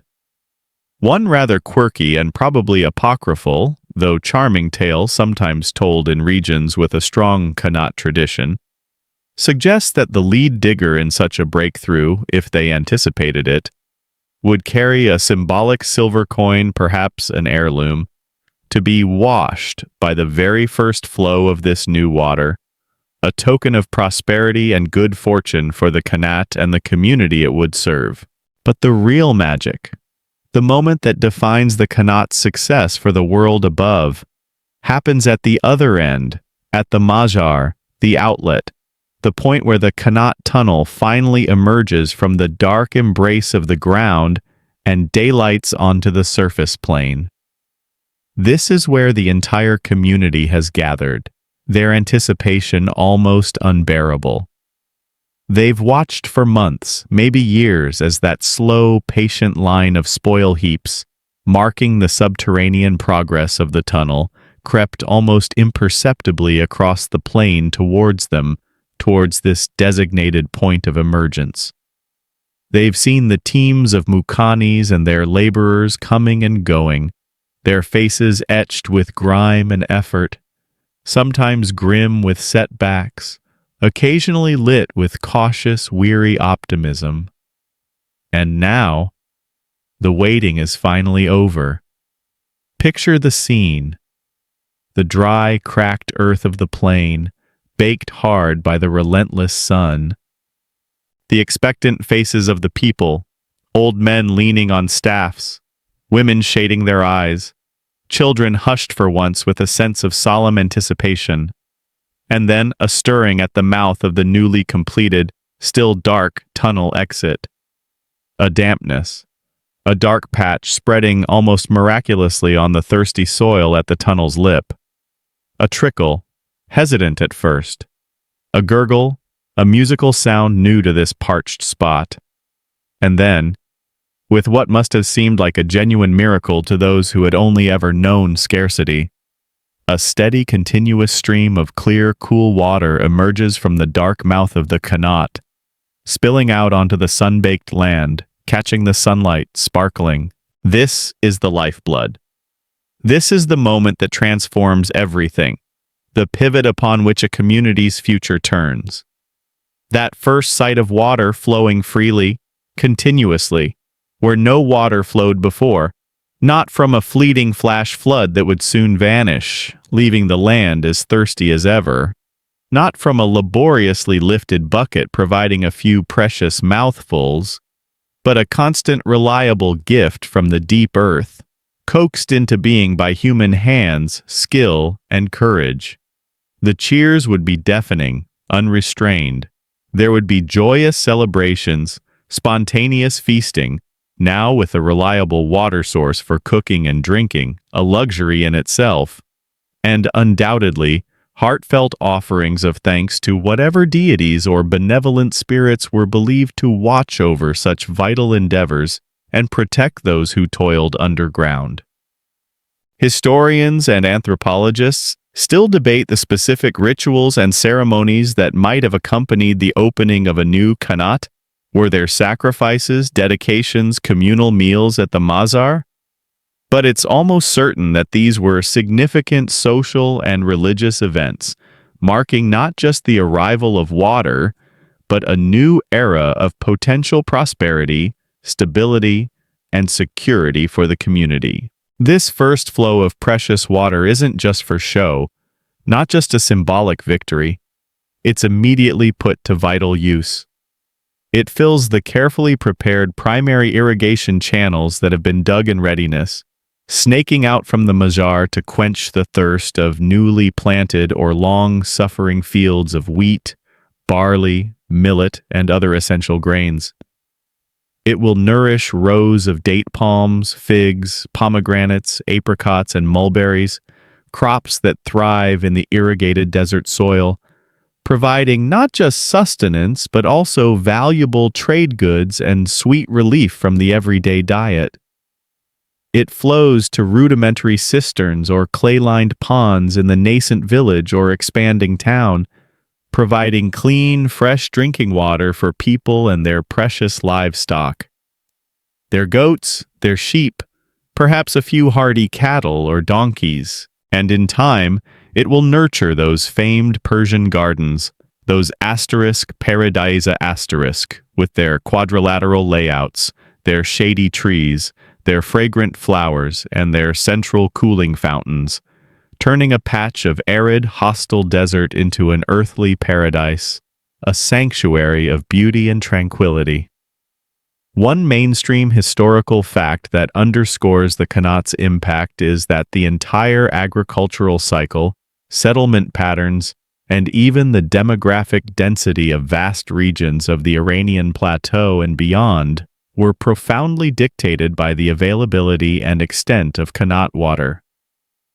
Entire civilizations literally blossomed at the outlets of these ingenious underground waterways. You watch as a child, perhaps one who has never in their short life seen such a constant, reliable flow of water, cautiously approaches the stream. They dip a hesitant hand into the cool, clear current, a look of utter wonder and delight spreading across their face. That look, that simple, unadulterated joy, encapsulates the immense significance of this hard-won achievement. It's more than just hydrology. It's hope made manifest, a future secured. It's the end of one long, arduous, dangerous journey underground for the builders, and the beginning of another, more hopeful journey for the community. The journey of building a sustainable life, a flourishing culture on the surface, All thanks to this silent, patient subterranean servant, the Qanat, now delivering its precious cargo of life day and night, season after season, year after year. The sound of that flowing water, that gentle, constant gurgle, becomes the new rhythm of the community, a constant, soothing, life-affirming promise of abundance and stability in a land that once offered so little of either. It's a profound, transformative moment, a quiet revolution accomplished not with swords and strife, but with picks, shovels, unwavering determination, and an extraordinary, intuitive understanding of the unseen world beneath their weary feet. The water is flowing. That magical, musical gurgle at the Majar, the Qanat's outlet, is no longer a startling novelty. It's the steady, reassuring heartbeat of a burgeoning community, a sound as vital as the wind or the chirping of crickets at dusk. The arid plain, once a vast canvas of dusty browns, lifeless ochres, and the muted, despairing gray-green of tenacious scrub, is beginning to blush with the improbable, vibrant green of new life. It's here, at the endpoint of this subterranean marvel, at the place where human ingenuity meets the bounty of the earth, that you truly begin to grasp the utterly transformative power of the Qanat. It's not just about quenching individual thirst, as vital as that is.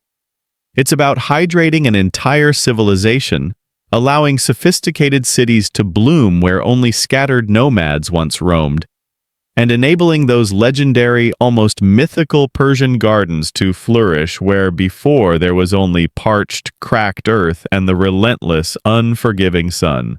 Imagine the scene not just moments after the first flow, but weeks, months, then years later.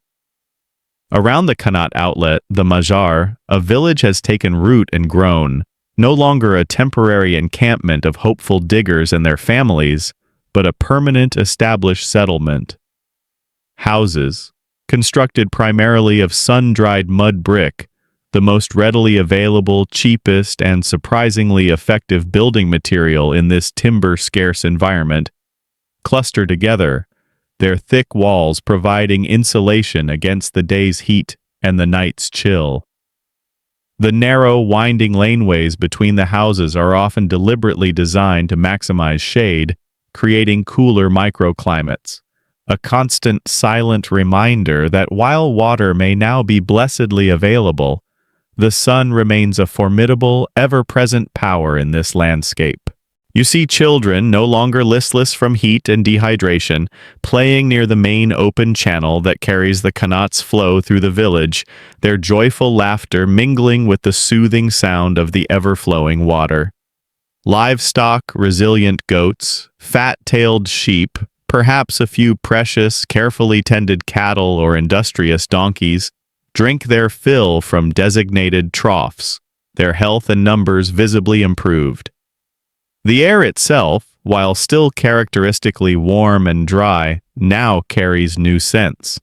The unmistakable fragrance of damp earth, the subtle aroma of growing things, alfalfa, herbs, young shoots, and maybe even the delicate, intoxicating perfume of blossoms from a newly established orchard of apricot or almond trees. It's a world transformed, a vibrant tapestry of life woven from the threads of water and human effort, a stark contrast to the desolate, silent plain you first encountered in your mind's journey. The water from the Qanat, this precious, life-giving fluid, is meticulously managed. Not a single drop is willingly wasted. Its value is too deeply understood, too hard-won. From the main outlet, the Mazar, a network of smaller open-air channels often called *jubes* in Persian, branches out like the veins on a leaf, carrying precise, carefully calculated allocations of water to different agricultural plots, to different sections of the community. These aren't just haphazardly dug ditches.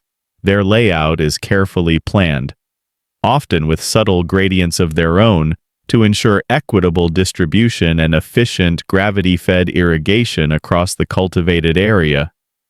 You see farmers, their faces weathered but now with a hint of security in their eyes, tending their fields, no longer solely reliant on the capricious whims of infrequent, unpredictable rainfall, or the back-breaking labor of lifting water from deep wells. They can now cultivate a wider variety of crops that require a more consistent, reliable water supply, wheat and barley for the daily bread that is the staple of their diet, lentils, chickpeas, and fava beans for essential protein, and crucially, fruit trees that will provide for years to come. Date palms, those quintessential symbols of oasis life, stand tall, their feathery fronds providing shade. Fig trees offer their sweet, energy-rich fruit. Pomegranates, with their jewel-like seeds, and apricots, like drops of sunshine, thrive in the irrigated soil. Mulberries, both for their fruit and for their leaves, if silk production is also a local industry, add to the bounty. It's a bit like suddenly turning on a reliable high-pressure municipal tap after years of having to anxiously catch insufficient rain in a leaky bucket. Suddenly, all sorts of new culinary, agricultural, and economic possibilities open up, transforming not just the landscape, but the very quality of life. One of the most iconic, most aesthetically pleasing expressions of this Qanat-fed prosperity is, of course, the Persian garden. These weren't just random collections of pleasant plants, not simply utilitarian vegetable patches. They were highly sophisticated, carefully designed enclosed spaces, often walled, that were symbolic representations of paradise on earth. Indeed, the English word paradise itself comes directly from the old Persian word *paradisa*, meaning a walled enclosure or garden. These gardens, whether modest domestic courtyards or vast royal pleasure grounds, were typically rectangular in layout, often divided into 4 quarters by intersecting water channels, a design known as the *Chahar Bagh*, 4 gardens, symbolizing the 4 rivers of Eden or the 4 Zoroastrian elements of sky, earth, water, and plants. At the intersection, there was often a central pool, a fountain, or a small, elegant pavilion offering shade and a vantage point from which to admire the symmetrical beauty. They were true oases of cool shade, provided by carefully chosen trees like cypress and plane, of fragrant flowers like roses, jasmine, and lilies, and of fruit-laden trees, offering both beauty and sustenance. They offered a profound sensory respite from the harsh glare, the dust, and the intense heat of the surrounding unforgiving landscape, a place for contemplation, for poetry recitals, for quiet conversation, and for aristocratic leisure. And all of this luxuriant beauty, this verdant, meticulously crafted sanctuary, was made possible only by the silent, unseen, tirelessly working Qanat, delivering its life-sustaining flow from deep within the earth. Historians and art historians still debate the precise origins and the complex evolution of the classic Persian garden design, its symbolism and its regional variations, but its deep, intrinsic connection to the availability of reliable Qanat water is absolutely undisputed. One could not exist without the other. Beyond the vital sustenance of agriculture and the refined beauty of horticulture, Qanat water was the very lifeblood of burgeoning urban centers. Great Persian cities like Pasargadae, the first, rather sprawling Achaemenid capital, the grand ceremonial complex of Persepolis, and later magnificent Islamic-era cities like Isfahan, Nishapur, and Yazd, owed their existence, their growth, and their cultural grandeur, in significant part, to sophisticated, extensive, and often ancient Qanat systems. These complex urban networks didn't just supply fresh drinking water to the populace and irrigate the suburban gardens that fed the city, they also fed the public baths, hammams, which were vital aspects of hygiene, social life, and even religious ritual. They supplied water for mosques and madrasas, for public fountains that cooled the air and delighted the eye, and in some cases, they even powered simple water mills for grinding grain into flour, the essential ingredient for bread. One mainstream historical fact is the sheer scale and ingenious complexity of the Qanat network supplying these ancient metropolises. Some larger cities were fed not by one or two, but by dozens, even hundreds of individual qanats, their tunnels converging from different directions, creating an intricate, unseen subterranean web of water channels that ensured the city's survival and allowed for its remarkable growth, sometimes in regions that would otherwise be completely uninhabitable on such a scale. Imagine the immense planning, the generational investment required to create and maintain this hidden infrastructure beneath a bustling, densely populated city. It's like trying to lay the entire plumbing, sewage, and subway system for a modern skyscraper, but doing it horizontally, underground using hand tools, and with far more opportunities for things to go impressively and catastrophically wrong. A quirky, less universally celebrated but nonetheless ingenious use of Qanat water, particularly in the colder, higher altitude regions of the Iranian plateau, was in the creation of Yakchal Sa'to, or ancient ice houses. These remarkable structures allowed for the production and storage of ice, even through the blazing heat of summer. In winter, when temperatures dropped below freezing at night, water from a nearby qanat would be channeled into shallow, rectangular, shaded ponds, often located on the north side of a tall mud brick wall that cast a long shadow, maximizing the cooling effect. The cold desert night would freeze the water into thin sheets. Early in the morning, before the sun could melt it, this ice was harvested, broken up into manageable pieces, and then transported into the deep, heavily insulated, cone-shaped yakchal. This structure, often partially subterranean, had incredibly thick mud brick walls and a domed roof designed for maximum thermal inertia. The ice was packed inside with straw, reeds, or other insulating materials, and remarkably could remain frozen, or at least available as chilled water, well into the scorching summer months. This allowed for the aristocratic enjoyment of chilled drinks, sherbets, and even frozen desserts, like faluda, even in the peak of summer, an almost unbelievable luxury in a pre-refrigeration era. All thanks to that clever combination of readily available qanat water, the natural temperature fluctuations of the desert climate, and an ingenious, passive cooling architectural design. It's like having a built-in, millennia-old community-scale ice dispenser, powered by natural cycles and human cleverness.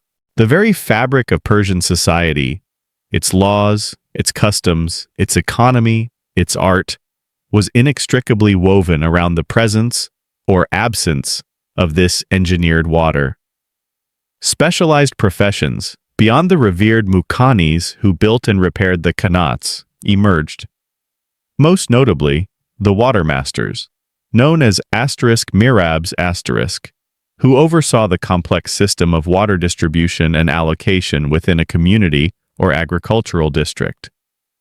They adjudicated disputes, ensured the channels were clear, and made sure the system ran as smoothly and equitably as possible.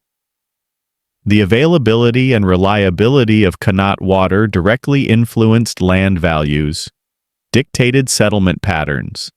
Villages invariably grew up at or near a qanat outlet, and even affected political power and social hierarchies.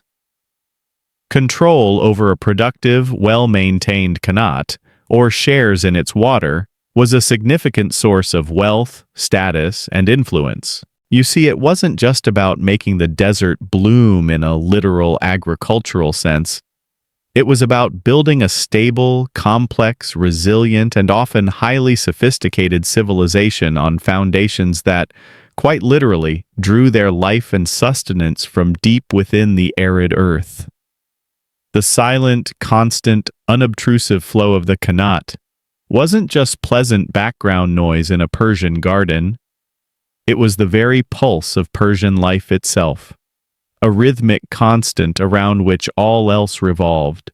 The water, now a constant, life-giving presence, flows out from the Qanat's Majar, its carefully constructed stone or brick-lined outlet, and spreads like a benevolent hand through the meticulously constructed network of primary and secondary channels, transforming the parched landscape into a mosaic of greens and browns. But with this precious shared resource, especially in a land where it is the ultimate currency of life, comes a new set of challenges and societal complexities. How is this finite flow to be divided amongst many thirsty fields and many hopeful families? Who gets how much water and when and for how long?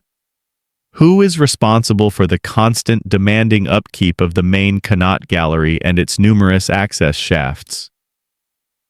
The flow of water, as steady and reliable as the Qanat system was designed to make it, was not infinite, and its equitable and efficient management became a sophisticated art form in itself, deeply embedded in the social, economic, and legal fabric of Persian society. This wasn't a simple, unregulated case of he who has the biggest bucket or the strongest arm or the sharpest spear gets the most water. The very survival and cohesion of the entire community, from the richest landowner to the poorest tenant farmer, depended on a system of water allocation that was perceived as fundamentally fair, was based on long-standing custom and clearly understood rules, and was rigorously, if sometimes contentiously, enforced. You observe in your mind's eye the Mirab the watermaster, a figure of considerable local authority and respect, though perhaps also of some trepidation for those who might be tempted to bend the rules. He might not be a king dispensing justice from a golden throne, or a general leading armies into glorious battle, but in the daily life of the village or agricultural district, his role is absolutely paramount, arguably more impactful on the community's well-being than that of distant potentates. He is the custodian of the Qanat's precious bounty, the interpreter and enforcer of its ancient rules of use. The allocation of water from a Qanat was often, indeed typically, based on a complex timeshare system.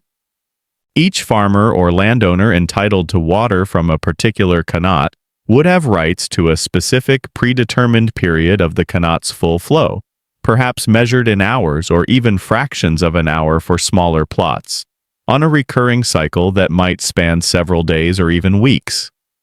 This water clock system, dictating who could open the sluice gate to their field and for how long, was incredibly intricate, often reflecting historical rights, land size, soil type, and the types of crops being grown. Imagine the potential for disputes, the heated arguments that must have occurred. His water ran for at least 3 minutes longer than mine during the last cycle. Or, the flow seemed significantly weaker during my allocated time this week, perhaps because the upstream user was being greedy. The Mirab was the mediator in these disputes, the judge making difficult rulings, and sometimes the reluctant bearer of bad news if the overall flow of the Qanat diminished due to prolonged drought affecting the aquifer, or if a section of the Qanat was damaged and undergoing repair, necessitating rationing for everyone. One mainstream historical fact is the development of detailed, often unwritten but universally understood legal codes and customary laws governing water rights, some of which were remarkably sophisticated and equitable even by modern standards of resource management. These codes, passed down through generations by oral tradition and deeply ingrained in local custom long before they might have been formally written down by Islamic jurists, would specify inheritance rights for water shares. Water rights were often considered a form of heritable property, sometimes separate from the land itself. The responsibilities for contributing labor or funds towards Qanat maintenance, usually proportional to the amount of water share received, and the often severe penalties for water theft, unauthorized diversions, or deliberate damage to the Qanat system. Stealing water wasn't just a minor infraction like pilfering a few dates from a neighbor's tree. It was a serious offense against the entire community, akin to stealing their collective livelihood, threatening their very existence. You could probably get away with borrowing your neighbor's donkey without asking if you returned it promptly. But messing with the Qanat flow, or failing to contribute to its upkeep, that was asking for serious trouble, probably involving more than just a stern telling off from the Mirab. It could lead to communal ostracism, heavy fines, or even physical punishment in some historical contexts. The methods for measuring the water flow with sufficient accuracy to divide it, and for timing the individual shares fairly, were themselves ingenious, given the lack of modern, precise metering technology. One common device for timing was a form of water clock, or clepsydra, typically a metal bowl, often copper, with a very small, precisely drilled hole in its base. This bowl would be floated in a larger container of water. As water slowly dripped into the floating bowl through the hole, it would gradually fill and then, after a specific, repeatable interval, it would sink. The Mirab might use such a device, perhaps counting the number of times the bowl sank, to time the water shares, particularly at night or on cloudy days. More simply, during daylight hours, they might use the position of the sun relative to fixed landmarks, or the length and direction of shadows cast by a vertical stick, a simple gnomon, or a prominent feature of the landscape. Sometimes a specific, easily identifiable stone embedded in the side of the main distribution channel might be used as a level marker. When the water level reached that stone, or when it fell below it, it would signal the end of one farmer's allotted share and the beginning of the next. Historians and ethnographers who have studied traditional irrigation systems still debate the full range and everyday precision of these ancient timekeeping and water measurement techniques. But their overall effectiveness is amply proven by the longevity and stability of the agricultural systems they supported for centuries, even millennia. Beyond the purely practical and legalistic aspects of division and regulation, water from the Qanats often held a deeper, almost sacred significance for the communities that depended on it. Water in an arid land is not just a commodity. It is the very essence of life, and the source of that life, the Qanat, was often revered and protected with an almost religious fervor. Qanat outlets, majars, or particularly significant access shafts or distribution points along their course, sometimes became sites for local rituals, seasonal celebrations, or offerings of gratitude.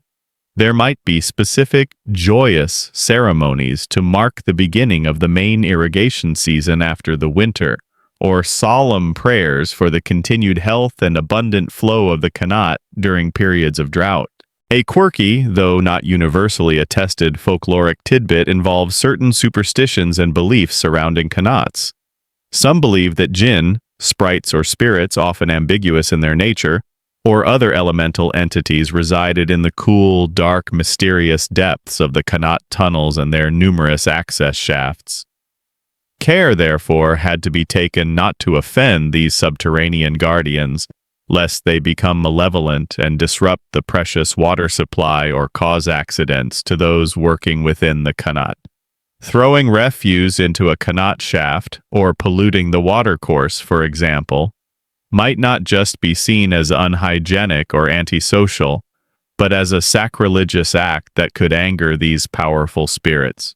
Perhaps this was an early intuitive form of environmental protection, a pre-scientific understanding of the need to protect the water source, cleverly wrapped in a culturally potent layer of folklore and supernatural sanction. Don't mess with the resident spirits, and by extension, don't mess with the integrity and purity of your community's vital water source. The ownership structure of a qanat itself could be quite complex and varied from region to region and over time. Sometimes a particularly long and expensive qanat was constructed and owned by a wealthy landowner, a tribal chieftain, or even a ruler or the state, represented by a governor or a religious endowment, a *waqf*. In such cases, the owner would then sell or allocate water rights, shares, to tenants, smaller farmers, or other villages in exchange for a portion of their harvest or a cash payment. In other cases, perhaps more commonly for smaller local qanats, they were truly communal enterprises, built and collectively maintained by the cooperative effort of the villagers who depended directly on them for their survival. In such communally owned systems, the water rights were often intrinsically tied to the ownership of the land that was irrigated by that specific qanat.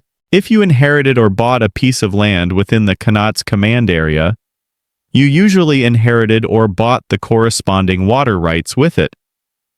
This created a powerful, tangible bond between the people, the land they cultivated, and the specific water source that sustained them both. It also fostered a strong, practical sense of shared responsibility for the qanat's continued well-being and functionality. If a section of the main tunnel collapsed or became heavily silted, it wasn't just one person's problem to fix. It was demonstrably everyone's problem, and all those who benefited from the qanat's water were expected, often mandated by custom and the mirab, to contribute to its repair, either with their own labor or by providing tools, materials, or funds to pay the skilled muqanis to undertake the necessary work. You can see how this intricate system, born out of harsh necessity and refined over centuries of experience, fostered a strong communal spirit, a deep-seated respect for a shared vital resource, and a complex web of social obligations. It wasn't a free-for-all, laissez-faire approach to water use. The resource was far too precious, too critical for survival, for that kind of thinking. The rules, whether formally codified in written laws or deeply embedded in customary practice, provided a resilient framework for peaceful coexistence, sustainable resource use, and the resolution of inevitable conflicts. The quiet, steady, reassuring gurgle of the water as it flowed from the majar and through the distribution channels was more than just a pleasant sound. It was a constant, audible reminder of this delicate, hard-won balance between human ingenuity, the often parsimonious gifts of the earth, and the complex web of social agreements and reciprocal responsibilities that allowed advanced civilizations to not just survive, but to thrive in some of the most challenging environments on the planet. It was a system that, at its best, valued cooperation over conflict and long-term sustainability over short-term gain, because in the harsh, unforgiving reality of the arid plains, cooperation and foresight were often the only viable paths to collective survival and enduring prosperity. The qanat is flowing. The fields are showing patches of hopeful green against the ochre earth. The village is slowly but surely establishing itself as a permanent feature of the landscape, and the water rights, for the most part, are being respected under the watchful, experienced eye of the mirab and the weight of communal expectation. It's a picture of hard-won stability, a fragile oasis of order in a challenging world. But the story of the qanat, this remarkable feat of ancient engineering, doesn't simply end with its successful construction and the establishment of equitable distribution rules. Like any complex piece of vital infrastructure, especially one that is constantly battling the subtle but relentless forces of nature deep underground, a qanat requires ongoing, diligent, and often perilous maintenance. This wasn't a case of build it and they will come, and the water will flow magically and effortlessly forever without any further human intervention. Oh no, far from it. Keeping that life-giving water moving freely, year after year, decade after decade, century after century, was a constant, demanding, and always essential task, primarily falling to those same skilled, brave, and probably chronically underappreciated specialists, the Mukanis, and their teams of assistants. Imagine yourself, once again, descending into the cool, damp, echoing darkness of a Qanat access shaft, perhaps using crude footholds cut into the shaft wall, or being lowered on the swaying rope. But this time, you're not there for the initial, exciting construction phase. You are there for the more mundane, but equally vital task of inspection and repair. Years, perhaps even decades or generations, have passed since this particular Qanat was first lovingly and laboriously dug. The water has been flowing steadily for the most part, a silent, faithful servant to the community above. But underground in that hidden world things happen. The earth is not static. Roots from tenacious desert plants on the surface, like acacia or prosopis ever seeking moisture, can unerringly find their way through tiny cracks in the tunnel walls, growing into thick, fibrous masses that gradually constrict the flow, creating stubborn blockages, or worse, their relentless growth can widen cracks and eventually cause sections of the tunnel roof or walls to weaken and collapse. Small, burrowing animals, desert foxes, rodents, even industrious ants can inadvertently damage the structure near the surface or around access shafts. The gentle but persistent flow of the water itself, especially if it carries fine sediment from the aquifer, can erode softer sections of the tunnel floor or walls over long periods, or deposit layers of silt and fine debris, particularly in stretches where the gradient flattens slightly, gradually restricting the flow like cholesterol slowly building up in an artery, reducing its capacity. And of course, there's always the omnipresent risk of minor cave-ins or rockfalls due to subtle geological shifts, small earth tremors common in these regions, or simply the slow, inevitable degradation of the original excavation work over the passage of many years. The Mukanis, those dedicated specialists of the subterranean world, the hydro-engineers of their day, would regularly inspect the Qanats under their care, or be called upon by the Mirab when the flow noticeably diminished. This wasn't a job for the faint of heart, nor for those who particularly enjoyed spacious, well-lit, or particularly hygienic working environments. They would descend the numerous access shafts, often equipped with just a flickering oil lamp casting long, dancing shadows, a few simple tools, a pick, a shovel, a strong basket, and their invaluable experience. They would then meticulously examine the tunnel, section by section, often wading through cold, knee-deep water, inch by painstaking inch. They were looking for telltale signs of trouble. New cracks in the walls or roof, accumulations of fresh silt or sand on the tunnel floor, the intrusive, thread-like exploratory tendrils of plant roots, or areas where the flow of water seemed unusually sluggish or turbulent, indicating an obstruction.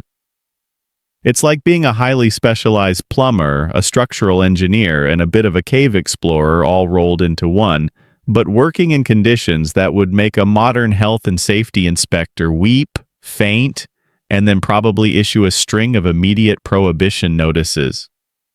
One quirky tidbit, passed down through generations of Mukanis, suggests that truly experienced masters could diagnose potential problems simply by the subtle changes in the sound of the water flowing through the tunnel as they walked along, or by differences in the air pressure and drafts coming up the various access shafts. The gurgle in Sector 7 between shaft 22 and 23 sounds a bit constipated, a bit wheezy today.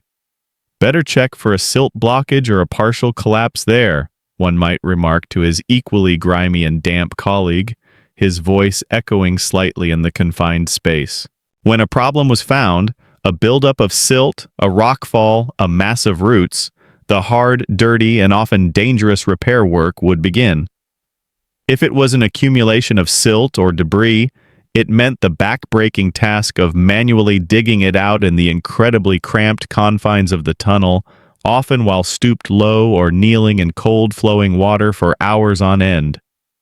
The loosened material would then be loaded into baskets or leather bags, passed or dragged to the nearest access shaft, and then hauled laboriously to the surface, where it would be added to the existing spoil heap, a visible sign that the qanat was being cared for.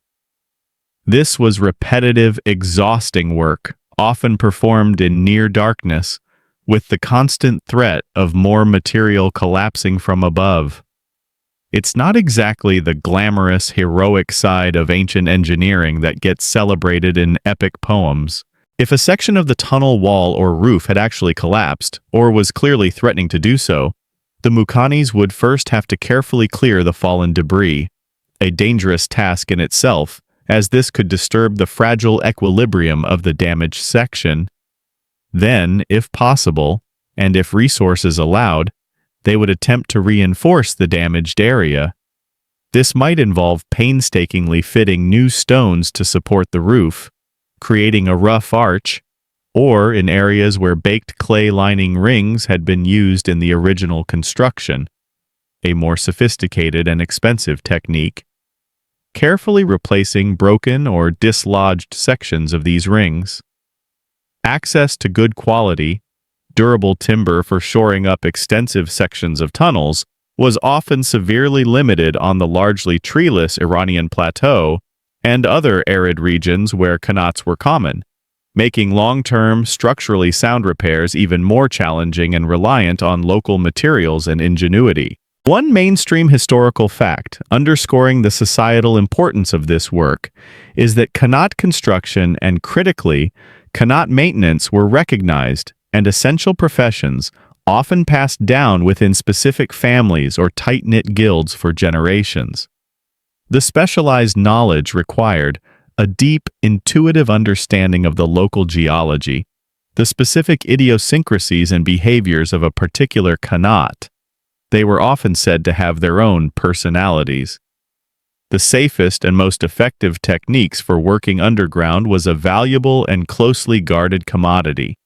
Communities, wealthy landowners, or even state authorities would pay these mukanis for their services, either as regular retainers or for specific repair jobs, knowing full well that the continued productivity of their land, their economic prosperity, and indeed their very survival, depended absolutely on the Mukani's unique skills, diligence, and courage.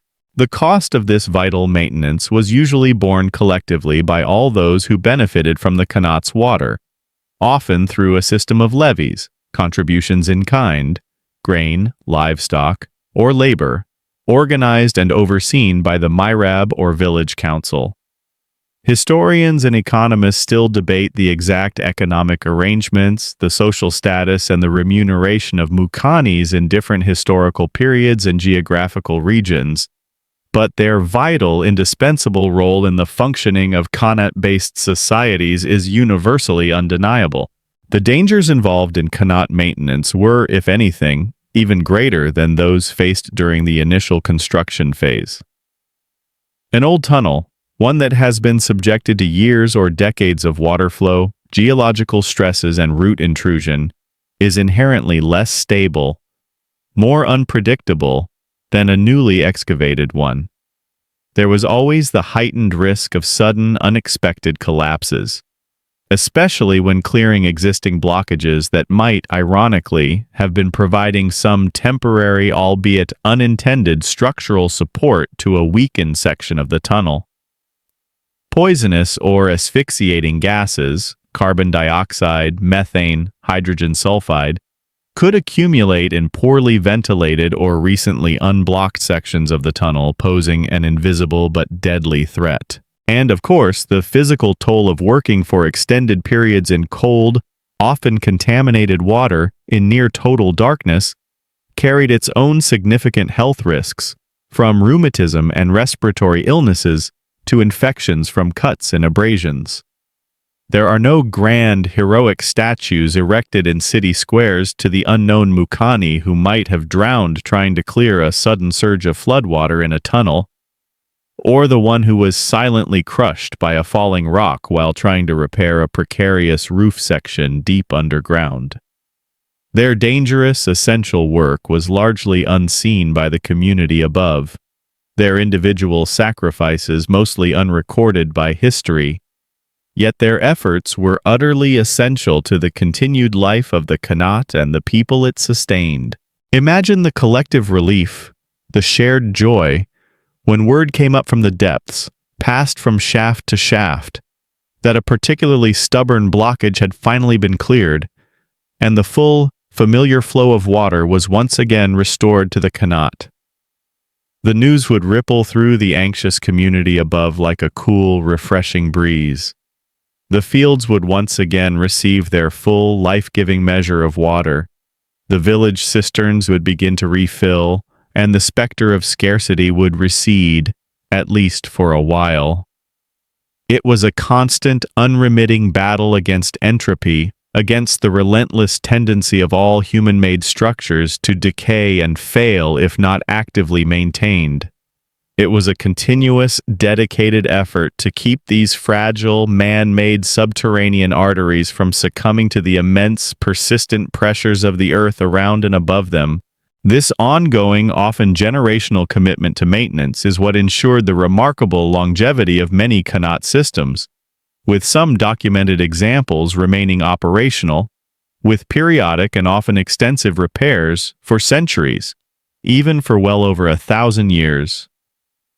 It's a profound testament not just to the genius of their initial design and construction, but also to the enduring commitment, skill, and resilience of countless generations of mostly anonymous workers who dedicated their lives and sometimes lost them to preserving these hidden rivers of life. The gentle, reassuring hum of the flowing water was undoubtedly a tangible reward in itself for the community, but the quiet, deep satisfaction of a difficult and dangerous job well done, ensuring that life could continue to flourish on the surface, must have been a profound, if understated, motivation for these unsung heroes of the ancient underground. The sheer genius of the Qanat system, conceived and perfected over centuries in the demanding, sun-scorched landscapes of ancient Persia, was far too effective, too transformative, too good an idea to keep to itself, confined only to its original heartland. Like a particularly catchy and beautiful melody or a revolutionary new recipe for delicious and easily made flatbread, the fundamental technology, the core concept of the Qanat, began to spread, slowly but surely. It was carried by migrating peoples seeking new lands, by conquering armies extending their empires, and by pragmatic merchants plying the burgeoning trade routes that crisscrossed the ancient world, connecting distant cultures. You can almost picture a seasoned, adventurous Mukani, perhaps seeing limited opportunities or too much competition in his home region, carefully packing his specialized digging tools, his trusty short-handled pick, his plumb bob, his leveling devices, and his even more specialized, hard-won knowledge, and heading off, perhaps with a caravan, to seek his fortune and apply his skills in distant lands where the problem of water scarcity was just as acute, if not more so, and where the local rulers and communities were desperate for a reliable solution to their own hydrological challenges. The remarkable expansion of the Achaemenid Persian Empire, starting in the mid-6th century BCE under Cyrus the Great and his successors, played an undeniably significant role in this early technological diffusion. As the Persians extended their dominion eastwards to the Indus Valley, westwards to Egypt and the Aegean, and northwards into Central Asia, they took with them not just their armies and administrators, but also their sophisticated systems of governance, their standardized road networks, like the famous Royal Road, their common currency and systems of weights and measures, and crucially for our story, their advanced water management expertise, particularly the Qanat. Conquered or incorporated territories, many of which shared similar arid or semi-arid climatic conditions with the Iranian plateau, were prime candidates for the introduction or improvement of Qanat technology. Imagine a newly installed Persian satrap, governor, arriving in a parched, recently acquired province in, say, Bactria, roughly modern-day Afghanistan and Tajikistan, or Sogdia, modern Uzbekistan. Surveying his new domain and quickly realizing that the local, perhaps more primitive irrigation methods were woefully inadequate to support a thriving agricultural economy and a contented taxable population. "What we clearly need here," he might declare to his somewhat bewildered local advisors, who perhaps relied on seasonal streams or shallow wells, "is a proper, well-engineered Qanat system. Send word back to Pars Persia proper for the best experts, the most skilled Mukhanis."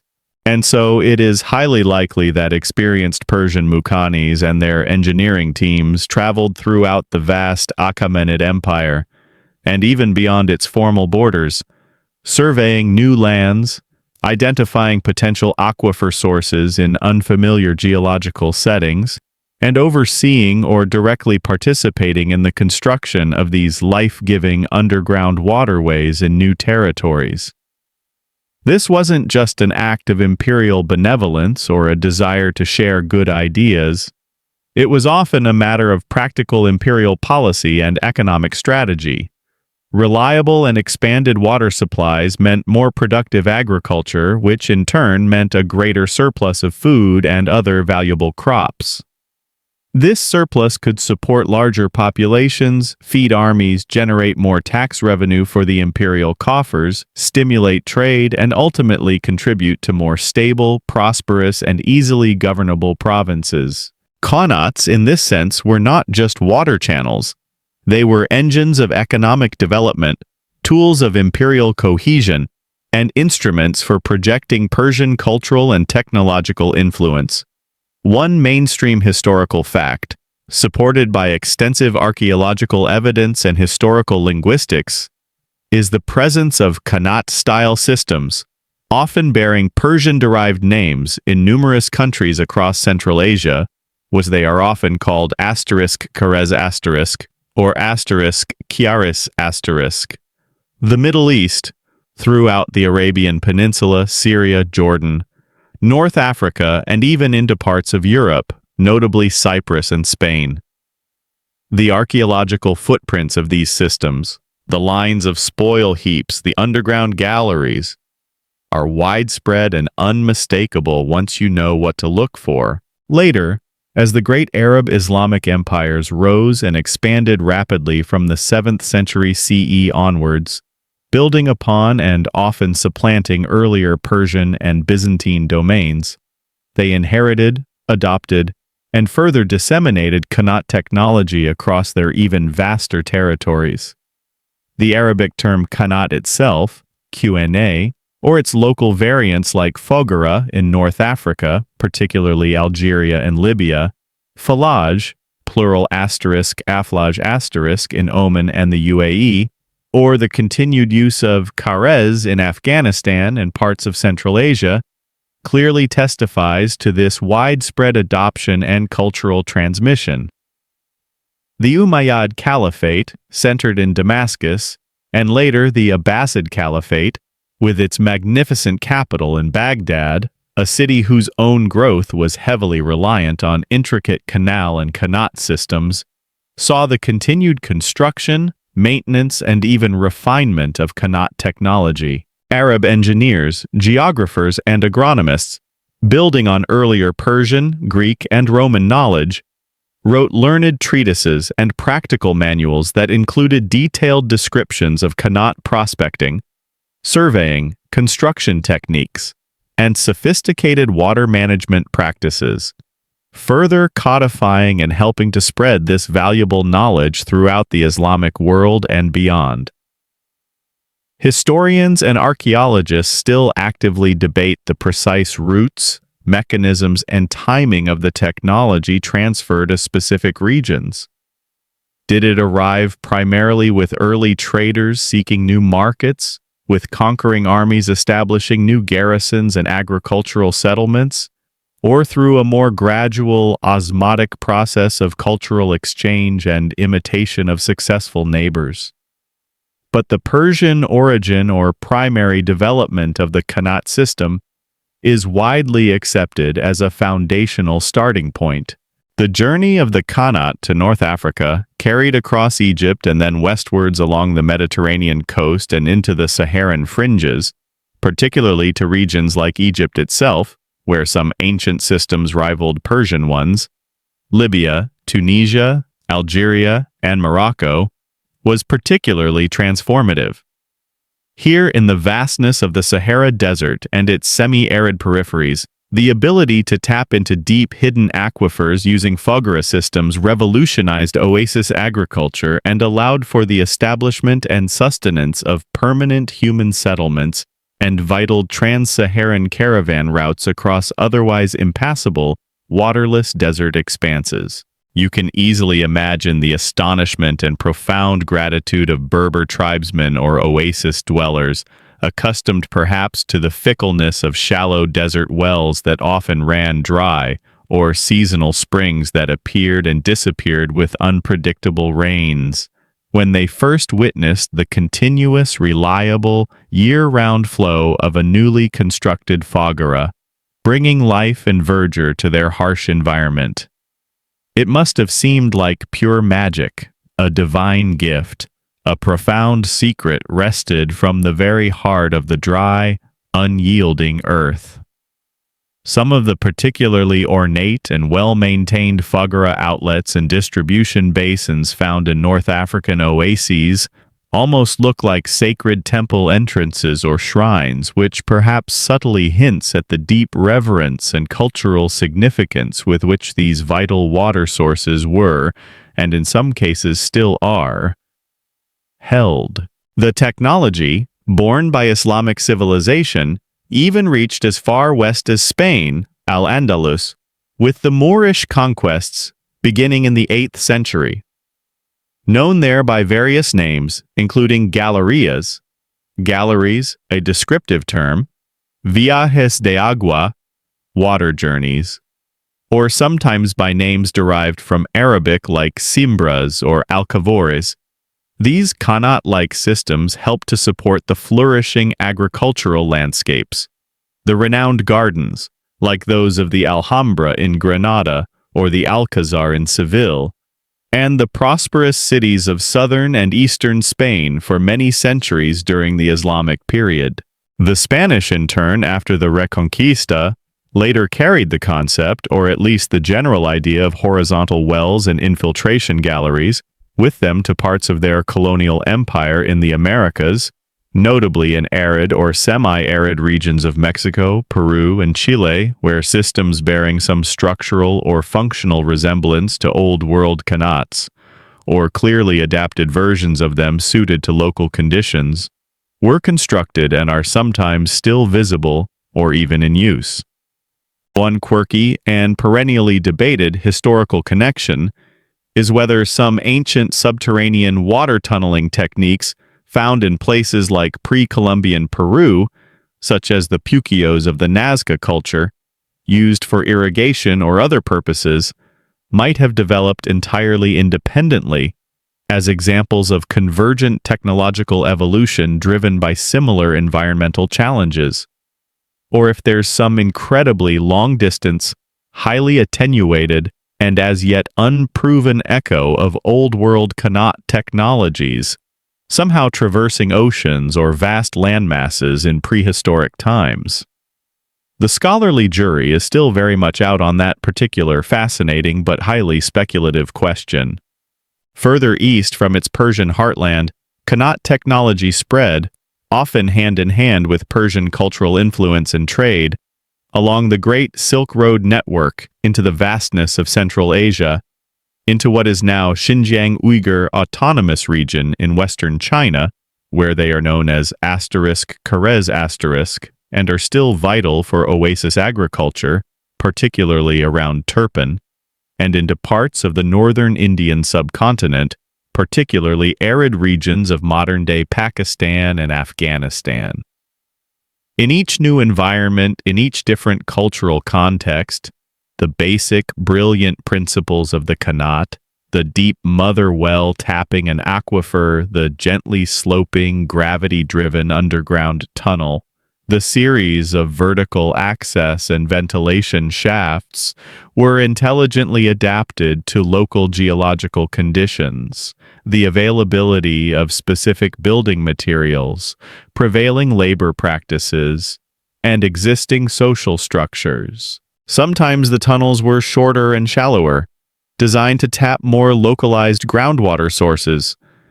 Sometimes they were astonishingly long and deep, rivaling the grandest Persian examples. Sometimes the tunnels were meticulously lined with dressed stone or baked clay rings for stability and longevity, particularly in less cohesive soils. Other times, if the earth was sufficiently stable, like hard clay or soft sandstone, they were left unlined. But the core concept, that elegantly simple yet profoundly effective Persian solution to the fundamental problem of water scarcity in arid lands, remained instantly recognizable, a testament to its inherent adaptability and effectiveness. It was a truly globalized technology spreading across continents and cultures long before the age of instantaneous global communication, satellites, or the internet. It spread patiently, person to person, skill by skill, apprentice to master, well by well, tunnel by tunnel, carried by human ingenuity and the universal human need for water. The remarkable persistence and widespread adoption of this sophisticated technology across such diverse cultures, through vastly different political regimes, and over such immense geographical distances, for well over 2.5 millennia, speaks volumes about its fundamental effectiveness, its inherent sustainability, when properly managed, and its profound adaptability. It wasn't just a fleeting technological fad, quickly superseded by something better. For many arid and semi-arid regions of the Old World, it was the definitive, enduring solution to one of humanity's most fundamental and persistent challenges, securing a reliable supply of fresh water. Watching in our historical imagination, the knowledge and practice of constructing these underground waterways ripple outwards from its Persian heartland is like witnessing the slow, patient, almost organic spread of an oasis. Not an oasis of literal water in this instance, but an oasis of human ingenuity and technical skill, gradually greening the arid patches of human civilization across continents, enabling life and prosperity to flourish where it otherwise might not have been possible.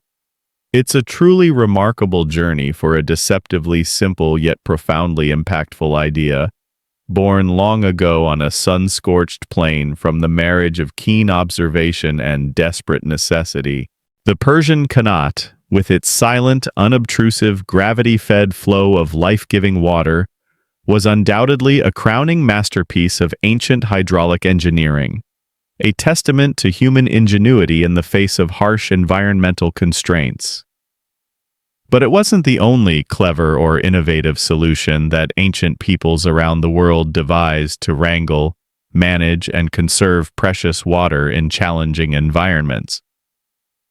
As you continue your contemplative, meandering journey through the deep history of human hydration, it's both interesting and illuminating to take a brief detour, a side excursion, to appreciate the diverse and fascinating tapestry of other water management systems that coexisted with, or in some cases even predated, the developed Qanat technology in different parts of the ancient world.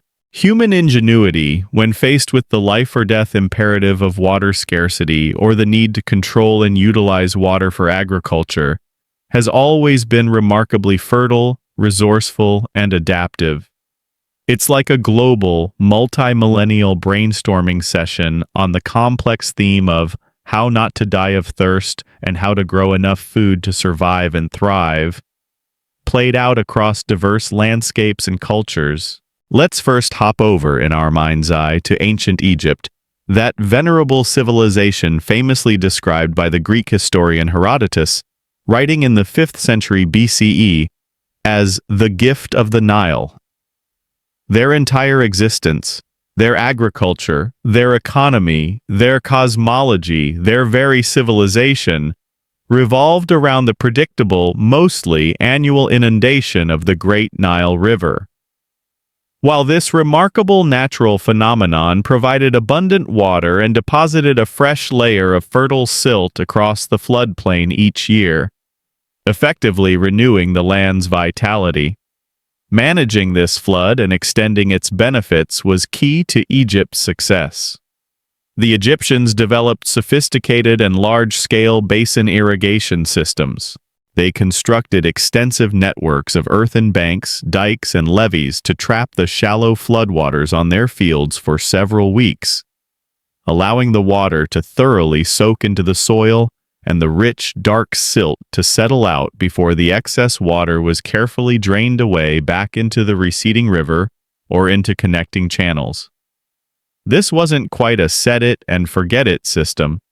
It required considerable communal labor for construction and maintenance of the banks and channels, and careful coordination.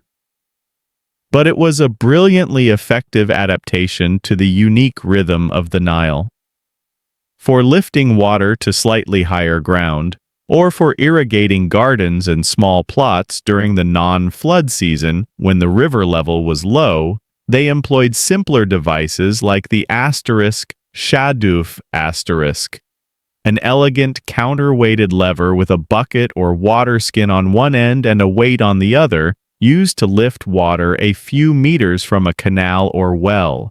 You can still see the shaduf in use in some rural parts of Egypt and other regions of the world today, a testament to its simple efficiency for small-scale lifting. But imagine trying to irrigate hundreds, let alone thousands of acres with individual shadufs. You'd develop some very serious back and shoulder muscles, or a very deep and profound appreciation for the gravity-powered large-volume delivery of a qanat system. Then there are the ancient Romans, who became the undisputed champions of the grand, monumental, and often visually spectacular aqueduct. When you think of Roman water engineering, you probably picture those iconic, soaring, multi-tiered arched structures marching majestically across the countryside, carrying clean water, sometimes for tens, even close to 100 kilometers, from distant mountain springs or clear rivers directly into their bustling, thirsty cities. These aqueducts, like the famous Pont du Gard in southern France, technically an aqueduct bridge, or the numerous aqueducts that supplied the city of Rome itself, were truly incredible feats of advanced engineering, often involving meticulous precision surveying over difficult terrain.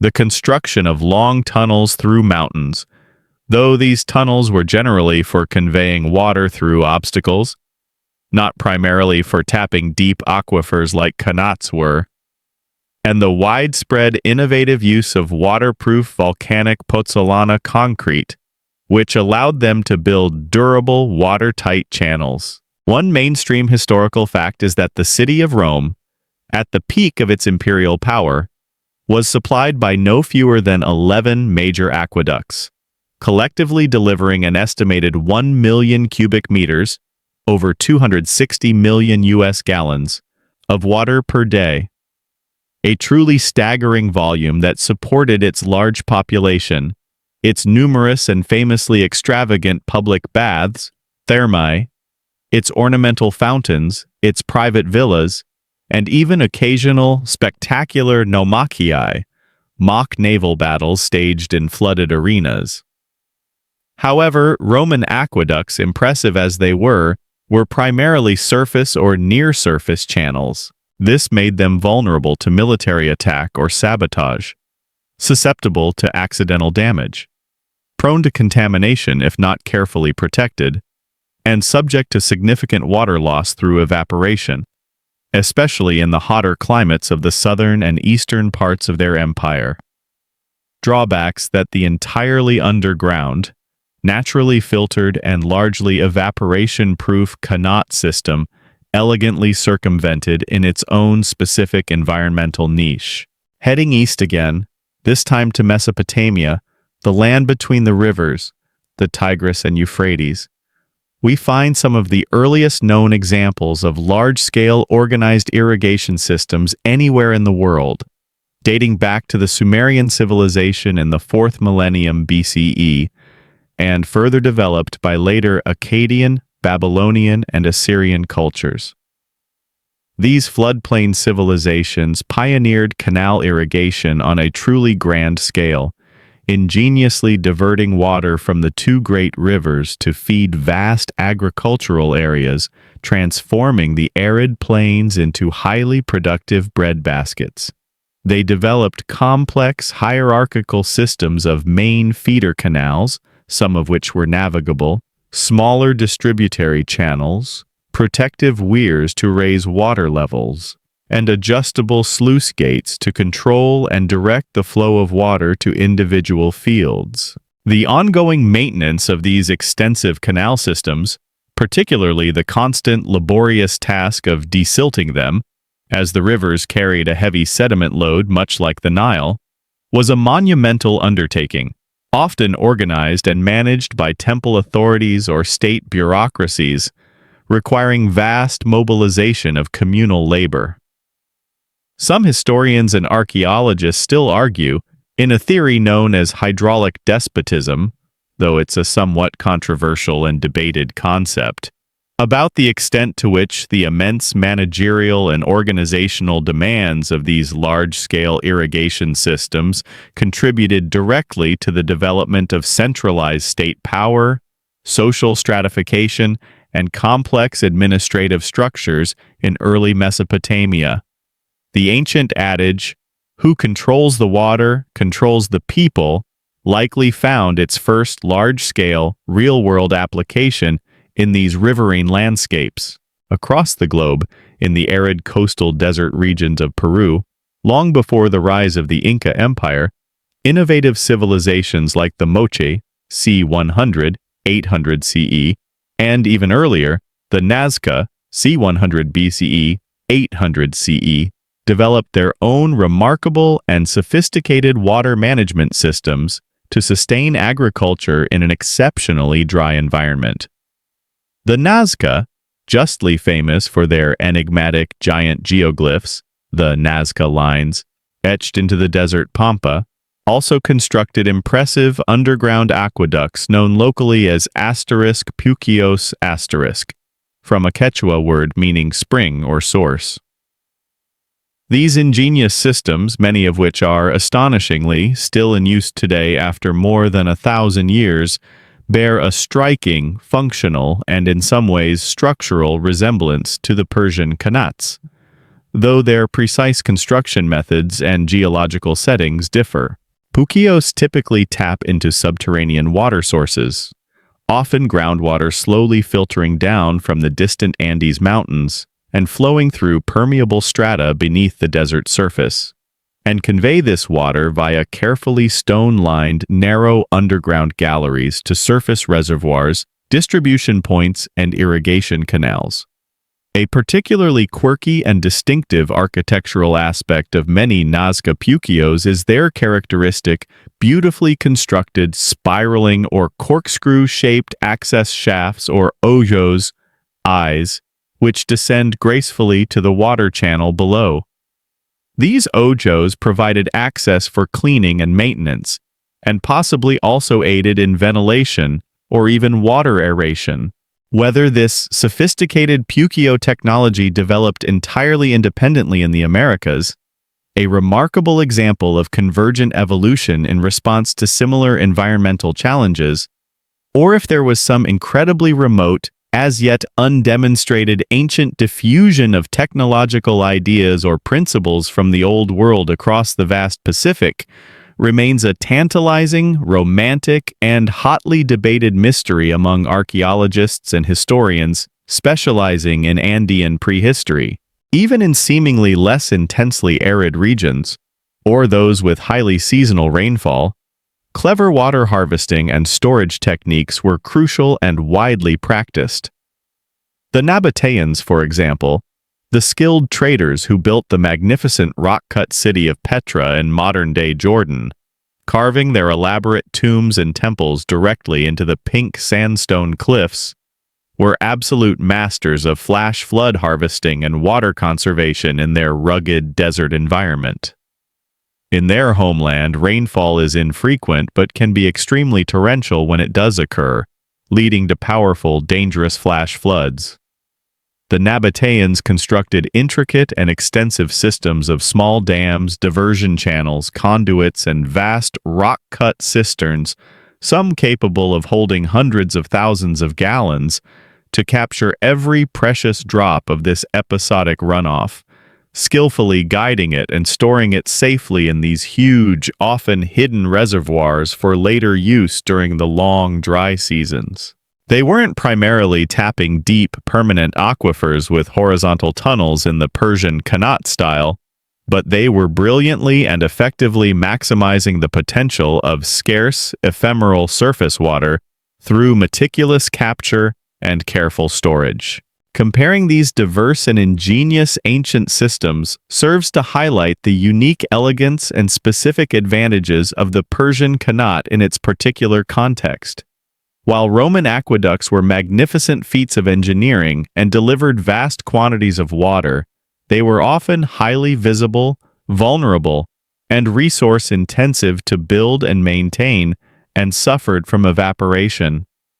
The extensive Egyptian and Mesopotamian canal systems relied entirely on the presence of major perennial rivers and faced the constant, laborious problem of silting.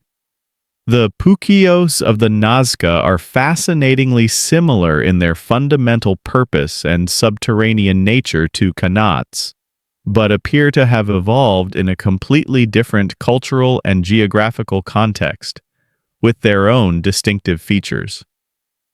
The true brilliance of the qanat lay in its ability to reliably tap deep, otherwise inaccessible groundwater sources, often far from any surface river, using only the power of gravity. It could then convey that water coolly and cleanly over very long distances with minimal loss through evaporation or contamination, all while often being constructed with relatively simple tools, locally available materials, earth and stone, and human labor, albeit immense amounts of it. It wasn't necessarily inherently better than these other remarkable systems in all possible circumstances, as each system was intelligently adapted to its specific environmental conditions, available resources, and societal needs. But for sustainably bringing clean, reliable water to vast stretches of arid plains and remote inland basins, far from major rivers or easily accessible springs, the Persian qanat was, and in many ways still remains, an unparalleled feat of quiet, understated, incredibly patient, and profoundly enduring human genius. It's truly the strong, silent, and deeply effective type of the ancient water engineering world. The qanats, those silent, unseen subterranean rivers painstakingly coaxed into existence by human hands, had brought life, sustenance, and varying degrees of prosperity to vast stretches of otherwise arid and inhospitable land for many centuries, even millennia in some well-favored and well-managed regions. Their carefully constructed tunnels and numerous access shafts, maintained with varying degrees of diligence by successive generations of skilled muqannis, and the communities they served, formed the very hydrological bedrock, the life-sustaining circulatory system of many towns, villages, and agricultural landscapes across Persia, and the many other lands to which the technology had spread. But even the most ingenious and enduring creations of human ingenuity are not, alas, immune to the relentless, corrosive march of time, the violent upheavals of human history, and the slow, insidious decay wrought by prolonged neglect or changing circumstances. You now find yourself, in your mind's long historical journey, entering a period where the once vibrant, life-giving flow of many qanats begins to falter, their steady, reassuring gurgle dwindling to a pathetic trickle, or worse, in many cases ceasing altogether, leaving behind only dry channels and abandoned fields. One of the most significant and often devastating factors in the decline of numerous qanat systems throughout history was prolonged political instability and destructive warfare. The Iranian plateau, occupying a strategic geographical crossroads between East and West, North and South, witnessed far more than its fair share of invasions, conquests, civil wars, and dynastic conflicts throughout its long and often turbulent history. The conquests of Alexander the Great in the 4th century BCE, though relatively brief, disrupted existing structures. Later, the various Arab Islamic invasions from the 7th century CE onwards, while also bringing new stimuli, inevitably caused periods of upheaval.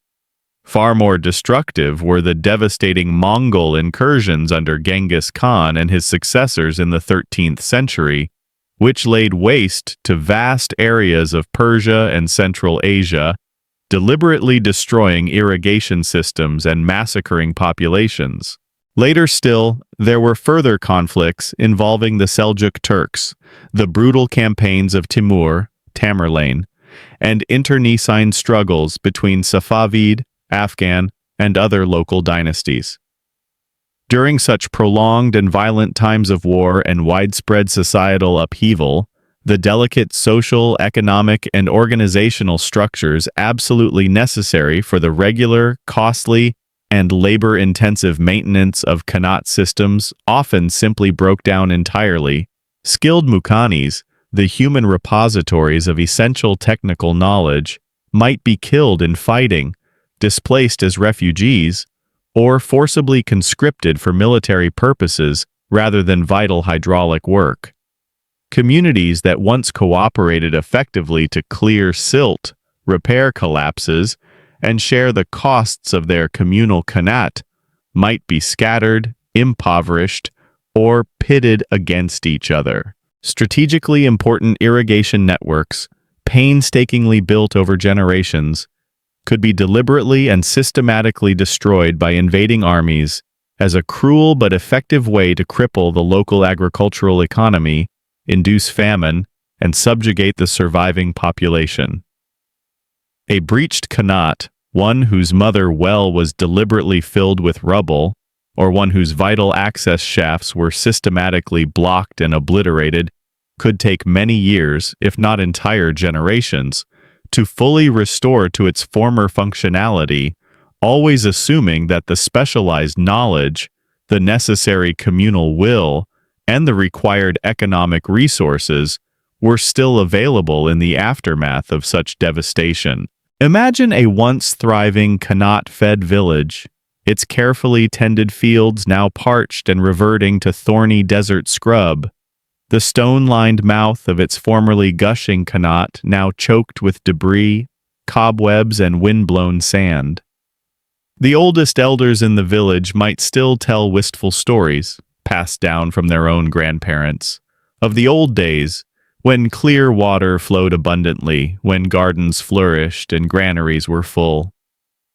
But the younger generation, born into a harsher time of persistent scarcity and decay, might view these tales as mere nostalgic legends, fanciful stories of a lost golden age with little relevance to their own difficult daily struggle for existence. One mainstream historical fact is that periods of strong, stable, centralized political rule often correlated positively with the construction of new qanats and the flourishing of existing ones, as these governments generally had the resources, the authority, and the long-term vision to invest in such vital hydraulic infrastructure and ensure its proper maintenance.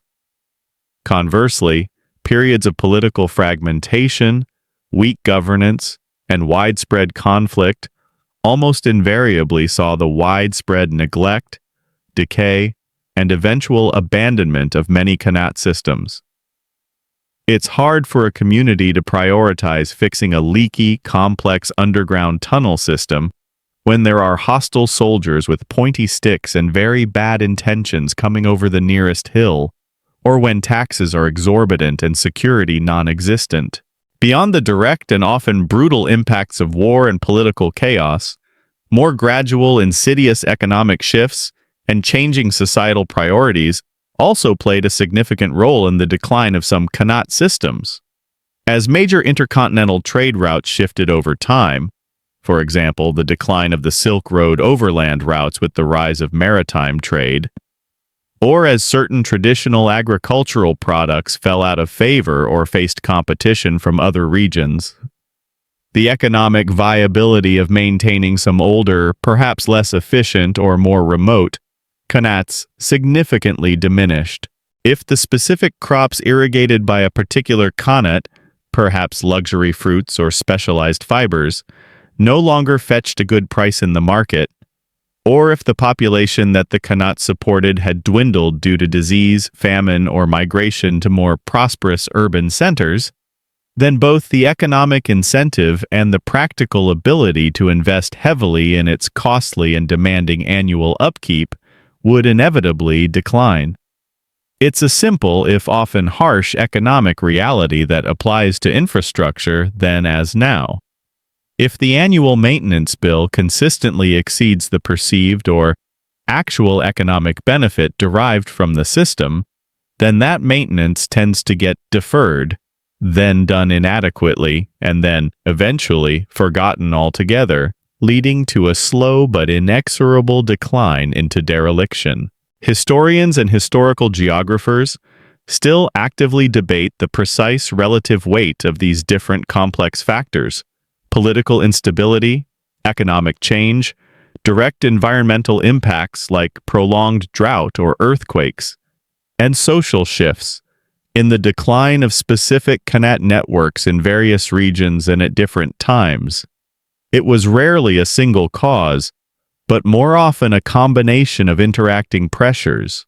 Natural disasters, too, could wreak sudden and devastating havoc on these fragile subterranean lifelines.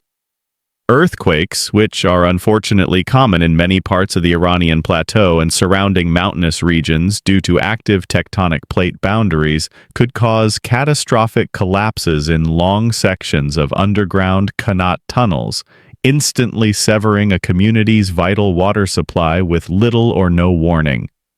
Prolonged and severe droughts, significantly exceeding the normal cyclical climatic variations for which most Qanats were originally designed and dimensioned, could lower the regional water table so drastically that it fell below the intake level of the mother well, causing the Qanat to dry up, sometimes temporarily, but sometimes, if the drought persisted for many years or if the aquifer was slow to recharge, permanently.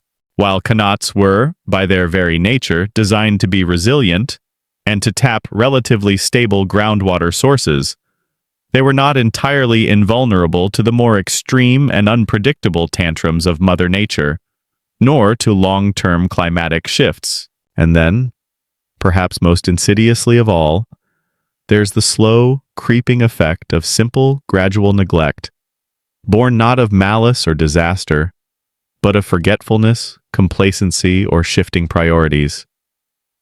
As generations passed, the intricate, often highly localized and orally transmitted knowledge of a particular Qanat's specific construction details, its known weak points, its peculiar hydrological behavior, and its specific maintenance needs and traditional repair techniques could be gradually lost, if not diligently and actively passed down from experienced muqannis to their apprentices, from fathers to sons. If a community became overly complacent during a long period of reliable water flow, or if younger generations were increasingly drawn away from traditional agricultural life and its demanding communal responsibilities by the lure of urban employment, military service, or other opportunities, then the collective commitment to the laborious, unglamorous, and often unseen work of regular qanat inspection and preventative care could wane. A small, easily manageable problem, like a minor silt buildup in one section, or a few intrusive roots, if ignored or improperly addressed, could gradually worsen over time, eventually leading to a much larger, more serious blockage or a partial collapse that then required a far greater, more costly, and more difficult effort to fix. An effort that the community might no longer have the skills, the resources, or even the collective will to undertake. A quirky, perhaps somewhat metaphorical but rather poignant fringe idea sometimes floated in folklore or popular accounts is that qanats, being so vital and almost alive, possessed a kind of will or spirit of their own, and would deliberately cease to flow or die if they felt unappreciated, disrespected, or chronically neglected by the communities they had faithfully served for so long. While clearly fanciful, this notion poetically captures the essential truth that these were not passive, self-maintaining systems. They required a continuous, active, respectful human partnership to survive and thrive. The advent of more modern water extraction technologies in the late 19th and particularly in the 20th centuries, especially the development of powerful diesel and later electric pumps capable of lifting large volumes of water from deep-drilled tube wells, also presented a new and formidable challenge to the ancient qanat systems. Suddenly, for those who could afford the initial investment and ongoing fuel or electricity costs, there was an alternative, seemingly more convenient, way to access groundwater. Sinking a deep, narrow tube well and installing a powerful mechanical pump might seem, at least in the short term, far less labor-intensive and more immediately rewarding in terms of water yield per hour than the meticulous, patient, communal effort required to construct and then painstakingly maintain an ancient, gravity-fed qanat that might deliver a smaller, though steadier flow. However, this shift often came at a significant and sometimes unforeseen long-term cost. Unregulated and widespread overpumping from these new, powerful deep wells could, and often did, drastically lower the regional water table far more rapidly than natural recharge could replenish it. This, in turn, frequently caused nearby traditional qanats, which relied on a natural gravity feed from shallower, unconfined aquifers, to dry up completely and irreversibly, their mother wells left high and dry. It was a classic case of a new, more powerful technology, inadvertently, or sometimes carelessly, undermining and destroying an older, more sustainable but less immediately potent one, often with devastating and permanent social and ecological consequences for those communities still reliant on their ancestral water systems and for the long-term health of the aquifer itself. You can almost see, etched into the desert landscapes, the evidence of this slow, sad fading of these ancient hydraulic lifelines. Long, sorrowful lines of collapsed and eroded spoil heaps, the once sharply defined, characteristic cratered mounds now softened, indistinct, and overgrown with tenacious weeds or desert scrub. Their once critical access shafts, those vital windows to the underworld, are often filled with wind-blown sand, tumbled rocks, and accumulated debris, their presence sometimes only betrayed by a slight circular depression in the ground. The mazar, the main outlet that once gushed with clear, life-giving water, the focal point of village life, might now be just a damp, boggy patch in winter, or entirely dry and cracked in summer, a mute, melancholy testament to a forgotten feat of engineering and a lost way of life.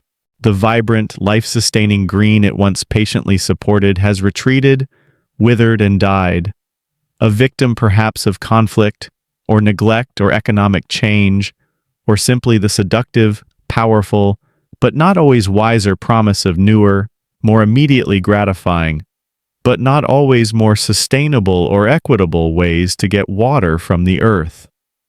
The musical whispers of the flowing water, once the constant soundtrack of life, are now replaced by the mournful, dry whisper of the hot wind sighing through the dead reeds, a melancholic sound in a landscape that remembers, if only faintly, a more abundant, more generously watered past. The fading lifelines of numerous qanats, choked by centuries of accumulated debris, damaged by the ravages of conflict, or the slow decay of neglect, or simply forgotten and superseded as newer, more powerful water extraction technologies emerged, might easily have seemed like a completely closed chapter in the long and fascinating history of human ingenuity and adaptation. The silent, often barely discernible cratered mounds stretching like ancient scars across the arid plains could be readily mistaken by an untrained modern eye for purely natural geological features, peculiar chains of low hills, or perhaps the unremarkable, uninteresting ruins of some long-abandoned and unimportant agricultural endeavor. But beneath the accumulated dust of centuries and the shroud of seeming neglect, the fundamental genius of the ancient Persian Mukhanis, their profound understanding of hydrogeology and their elegant engineering solutions, lay dormant, not entirely extinguished, patiently waiting for a time when it might be rediscovered and reappreciated. And indeed, in more recent times, particularly over the last half-century or so, a significant new appreciation for these remarkable ancient systems has begun to dawn, not just among specialist historians and archaeologists poring over ancient texts and excavating forgotten sites, but also increasingly among modern engineers, hydrologists, environmental scientists, and those concerned with the growing global challenges of sustainable water management and climate change adaptation. It's as if the modern world, increasingly grappling with its own escalating water crises, depleted aquifers, polluted rivers, energy-intensive desalination, has started to listen more closely, more respectfully, to the subtle, wise whispers from below, from these ancient conduits of life. The latter half of the 20th century, and even more so, the early decades of the 21st century, have witnessed a significant resurgence of scholarly interest in, and research on, qanat systems worldwide. Archaeologists, often armed with new technologies like satellite remote sensing, GPS surveying, and sophisticated dating techniques, and benefiting from a greater interdisciplinary understanding of ancient hydraulic societies, began to systematically map, document, and study these extensive and often astonishingly complex underground networks in far greater detail than ever before. They painstakingly traced the faint lines of almost obliterated access shafts from aerial photographs and satellite imagery, carefully excavated collapsed sections of tunnels to understand their construction techniques and chronologies, and marveled anew at the incredible precision, the vast scale, and the sheer human effort embodied in these ancient constructions. One mainstream historical fact that has emerged with even greater clarity from this intensive modern research is the truly staggering density and immense geographical extent of qanat systems in regions like Iran, where it's estimated that tens of thousands of individual qanats were once operational, some stretching for dozens of kilometers, collectively representing hundreds of millions of cubic meters of earth excavated by hand, and uncountable millions of hours of highly skilled human labor. It was, without doubt, a subterranean infrastructure project that rivaled, in its own quiet, understated, and often hidden way, the more visible and celebrated monumental constructions of the ancient world, like the building of the Egyptian pyramids or the Great Wall of China. Engineers, too, particularly those specializing in water resources and sustainable development, began to look at qanats and their underlying principles with fresh, appreciative eyes. In an era increasingly and urgently concerned with massive energy consumption for water pumping, the environmental impact of large dams, and the long-term sustainability of groundwater extraction, the qanat's elegant reliance on gravity, a completely free, perpetually available, and entirely non-polluting energy source, and its generally minimal disturbance to the surface environment and ecosystems seemed incredibly prescient, almost magically forward-thinking. Unlike many modern pumped wells, which can, if not carefully managed, deplete aquifers at rates far exceeding their natural recharge, leading to land subsidence and long-term water insecurity, a well-designed and properly maintained qanat, by its very nature, only taps the sustainable natural outflow or safe yield of an aquifer.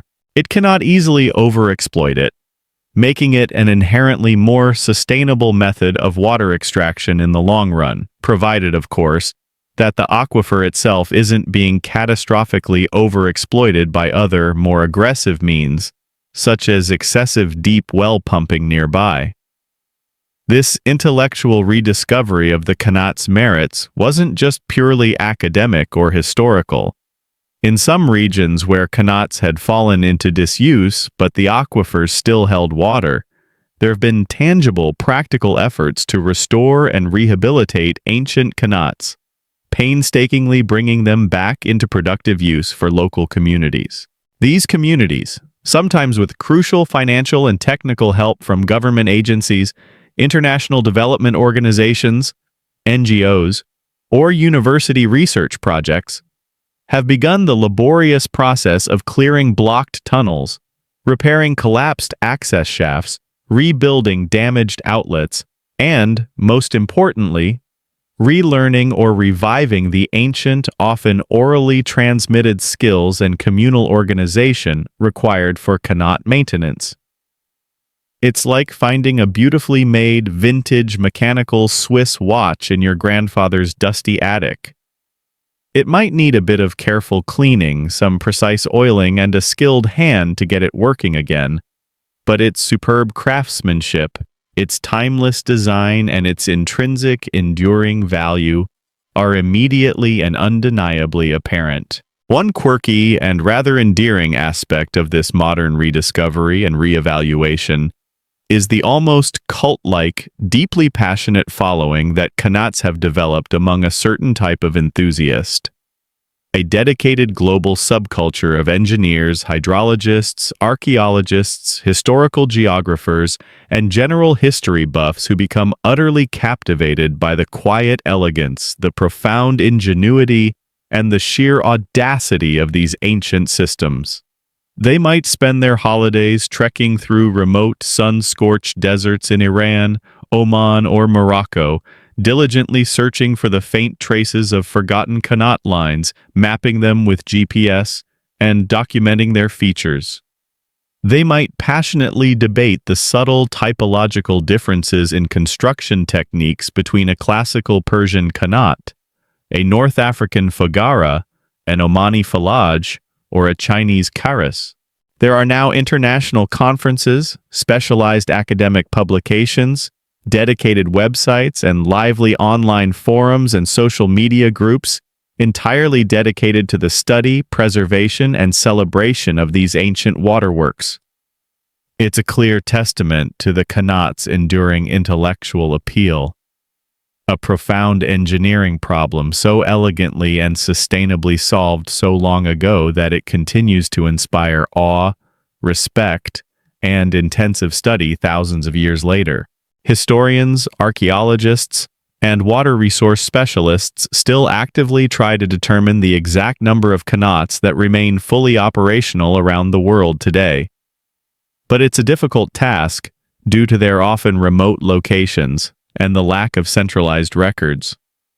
While it's undeniable that many tens of thousands have fallen into disrepair or dried up completely over the centuries, a surprising and significant number continue to supply vital water for agriculture and domestic use in many parts of Iran, where they are a cherished part of national heritage, Afghanistan, Oman, where the *** systems are UNESCO listed, Algeria, Morocco, and other arid or semi-arid regions.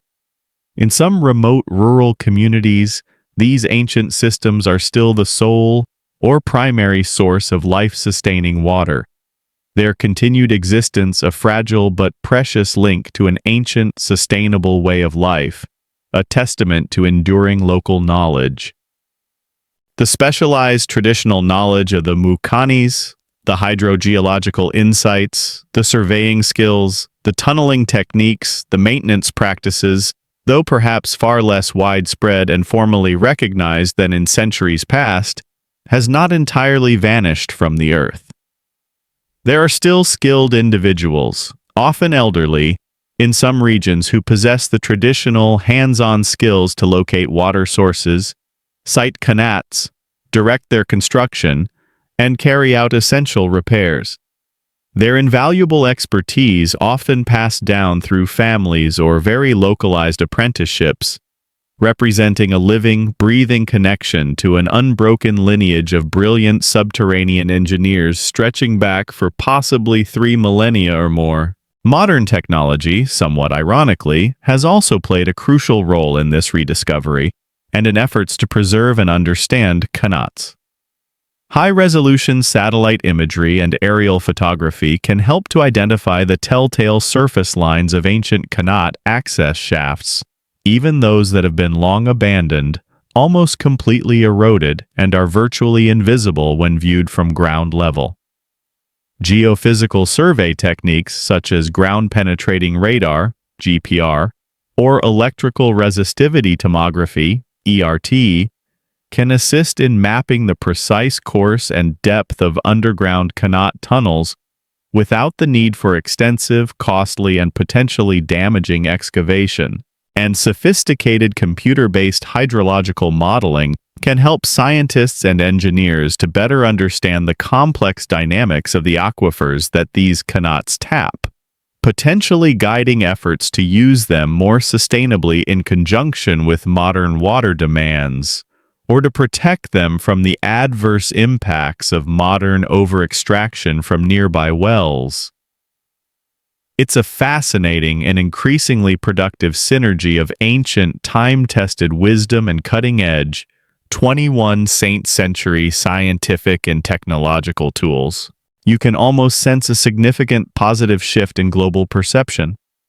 What was once perhaps too easily dismissed by some in the modern era as a primitive, outdated, or inefficient technology, suitable only for historical curiosity, is now being increasingly reevaluated and celebrated as a remarkably sophisticated, inherently sustainable, and impressively resilient solution to water management in arid and semi-arid lands. The qanats are no longer seen by knowledgeable people as just curious relics of a bygone, technologically limited era. They are increasingly viewed as potential sources of profound inspiration, holding valuable, practical lessons for a future where water scarcity, energy costs, and environmental sustainability are predicted to become even more pressing global challenges. The gentle, almost inaudible whispers from these ancient subterranean conduits are not just faint echoes of a distant past. They are murmurs of enduring wisdom, offering profound and timely insights into how human societies can, and indeed must, learn to live in greater harmony with their natural environment, particularly with regard to the precious, finite, and increasingly threatened resource of fresh water. The ancient Persian engineers and the communities who supported them, who first conceived of these remarkable underground rivers, built far more than just simple water channels. They built an enduring legacy of human resilience, cooperative effort, profound environmental understanding, and brilliant, sustainable ingenuity that continues to resonate powerfully and meaningfully today, offering hope and guidance for a thirsty world.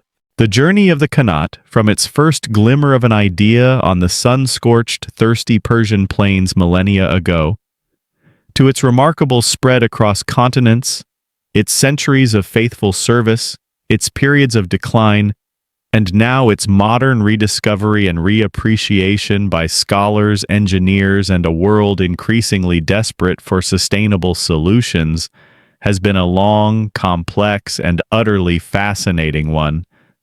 We've followed in our minds its meandering path through the immense challenges of initial surveying and water finding, the dark dangers and back-breaking labor of underground excavation, the joyous, transformative triumph of that first flow of precious water.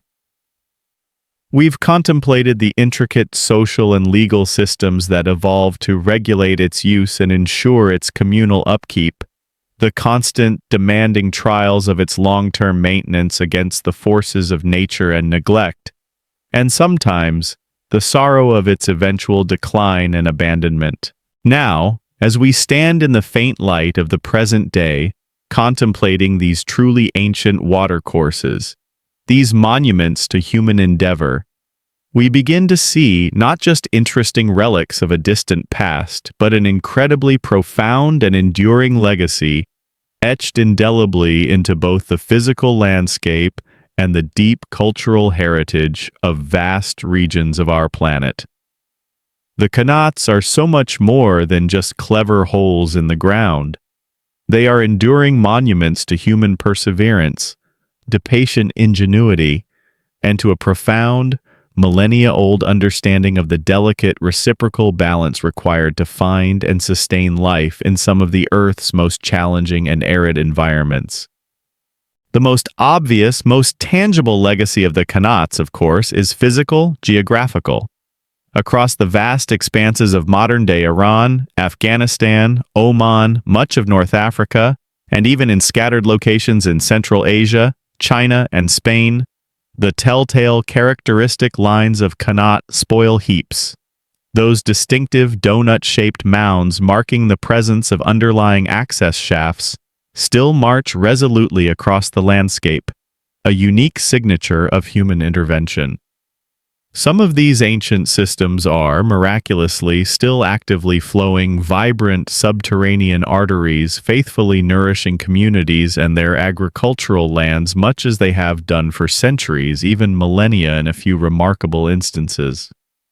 Many others, sadly, are now dry, their once gushing mouths choked with sand and debris, their numerous access shafts collapsed and eroded, silent but still incredibly potent reminders of a once thriving, more extensively irrigated past.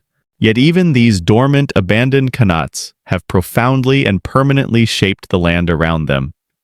The very patterns of agriculture seen today, the precise locations of ancient villages and historic caravanserais, the sinuous routes of old trade paths, indeed, the very distribution and density of human settlement over many centuries, were often directly and powerfully dictated by the presence or absence of these engineered water sources. You can, with a trained eye and a little imagination, literally read the deep history of human adaptation, survival, and cultural development in these subtle lines of mounds traversing the desert. Each mound a small paragraph, each Qanat line a chapter in a long and compelling story of human water interaction, of survival and innovation in the face of scarcity.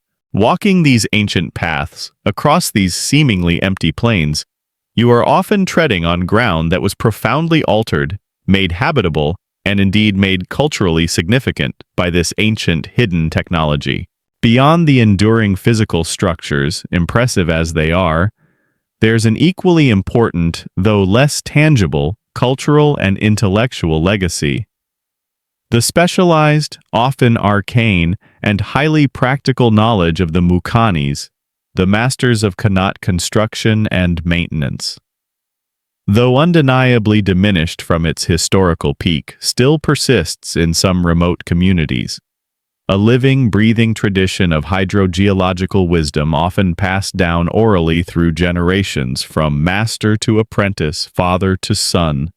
The complex social customs, the traditional water rights, and the customary legal frameworks that evolved over centuries around the equitable sharing of Qanat water and the communal responsibilities for its maintenance have left a lasting mark on local governance structures, on property laws, and on community relations and dispute resolution mechanisms in many regions where Qanats were once or still are prevalent.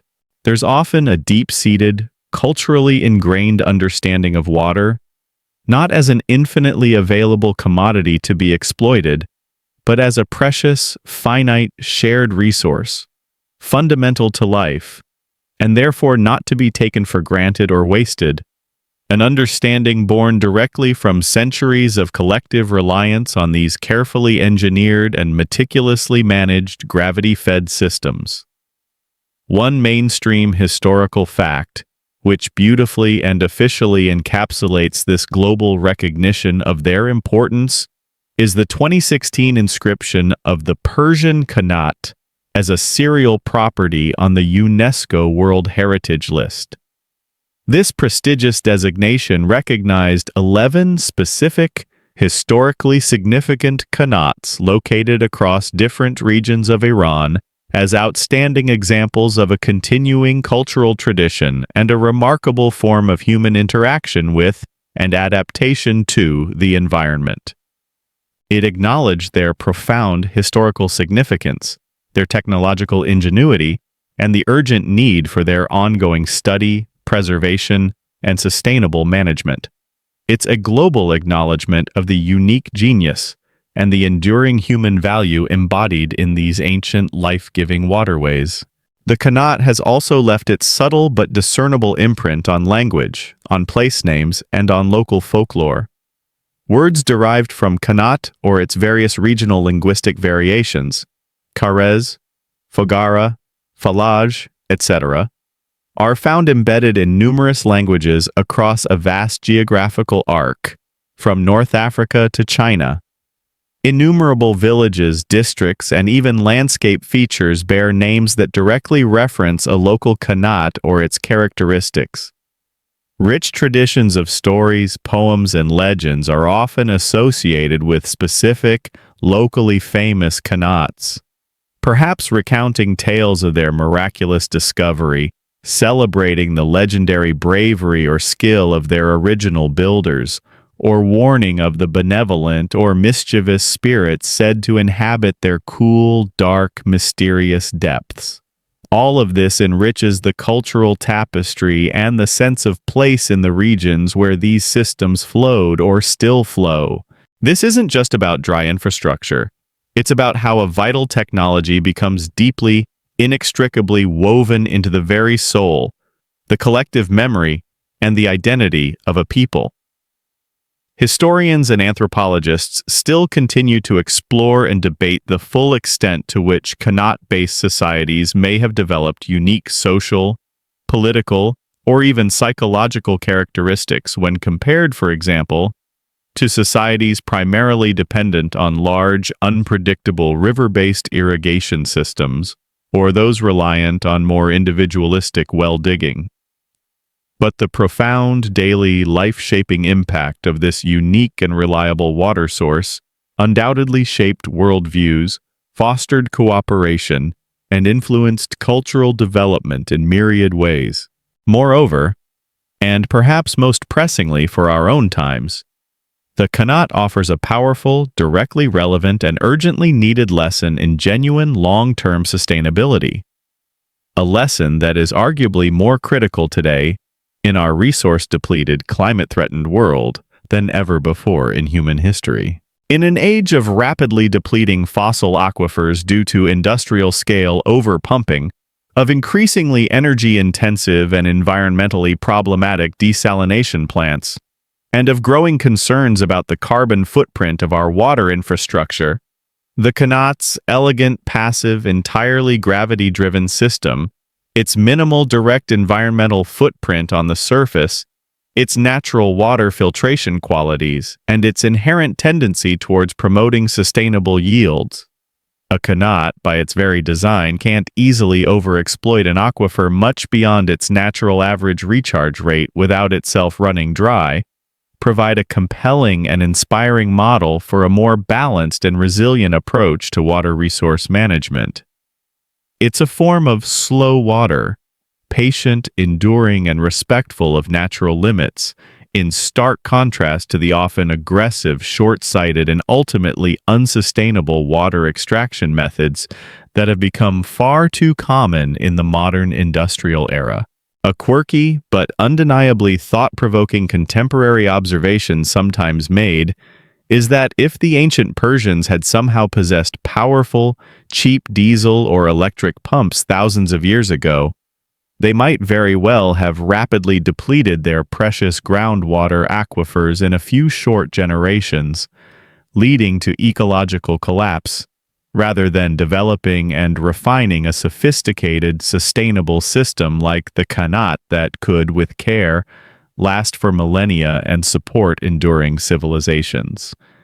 Sometimes, perhaps, perceived limitations and a lack of brute force technology can paradoxically breed far more ingenious, more delicate, and ultimately more sustainable long-term solutions. The enduring legacy of the qanat is also one of ongoing inspiration, a wellspring of ideas for the future. Modern engineers, hydrologists, and development experts are increasingly looking back at these ancient systems not just as historical curiosities, but for practical ideas on how to provide reliable, affordable, and sustainable water to remote arid and semi-arid communities around the world today. The fundamental principles underlying qanat technology: passive groundwater harvesting, gravity flow conveyance, natural filtration, the potential for evaporative cooling through air drawn down qanat shafts, and interacting with the cool water, are all finding new interest and potential applications in contemporary eco-engineering and appropriate technology designs. There's a growing and very welcome global recognition that sometimes the truly best solutions to our pressing environmental and resource challenges aren't necessarily the newest, the shiniest, or the most high-tech, but rather those that have demonstrably stood the harsh test of time, those that embody a deep, intuitive, and respectful understanding of natural processes, and those that foster genuine community participation and stewardship. As our long contemplative journey through the remarkable world of ancient Persian hydration and the ingenious qanat draws to its close, you are hopefully left as you drift towards sleep with a profound sense of quiet admiration. Admiration for the keen vision of those early anonymous surveyors who first read the subtle language of the arid land. Admiration for the incredible courage, skill, and sheer endurance of the countless, mostly unknown diggers who toiled in darkness and danger deep within the earth. Admiration for the wisdom and fairness of the water masters who managed these precious systems for the common good. And above all, admiration for the sheer, unyielding, collective determination of entire communities who, through this technology, transformed some of our planet's most challenging, unpromising, and inhospitable landscapes into fertile cradles of enduring civilization, culture, and beauty. The qanats are far more than just ancient underground waterways.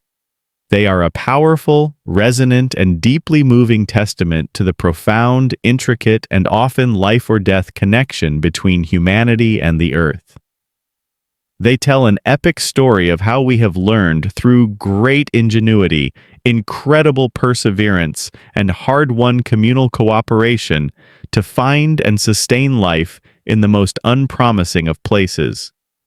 Their silent, steady flow, where they still live, or even their silent, ghostly presence etched into the arid soil where they have fallen dormant, continues to whisper invaluable lessons of resilience, of cooperation, of respect for the natural world, and above all, of the precious, sacred, and universal gift of water.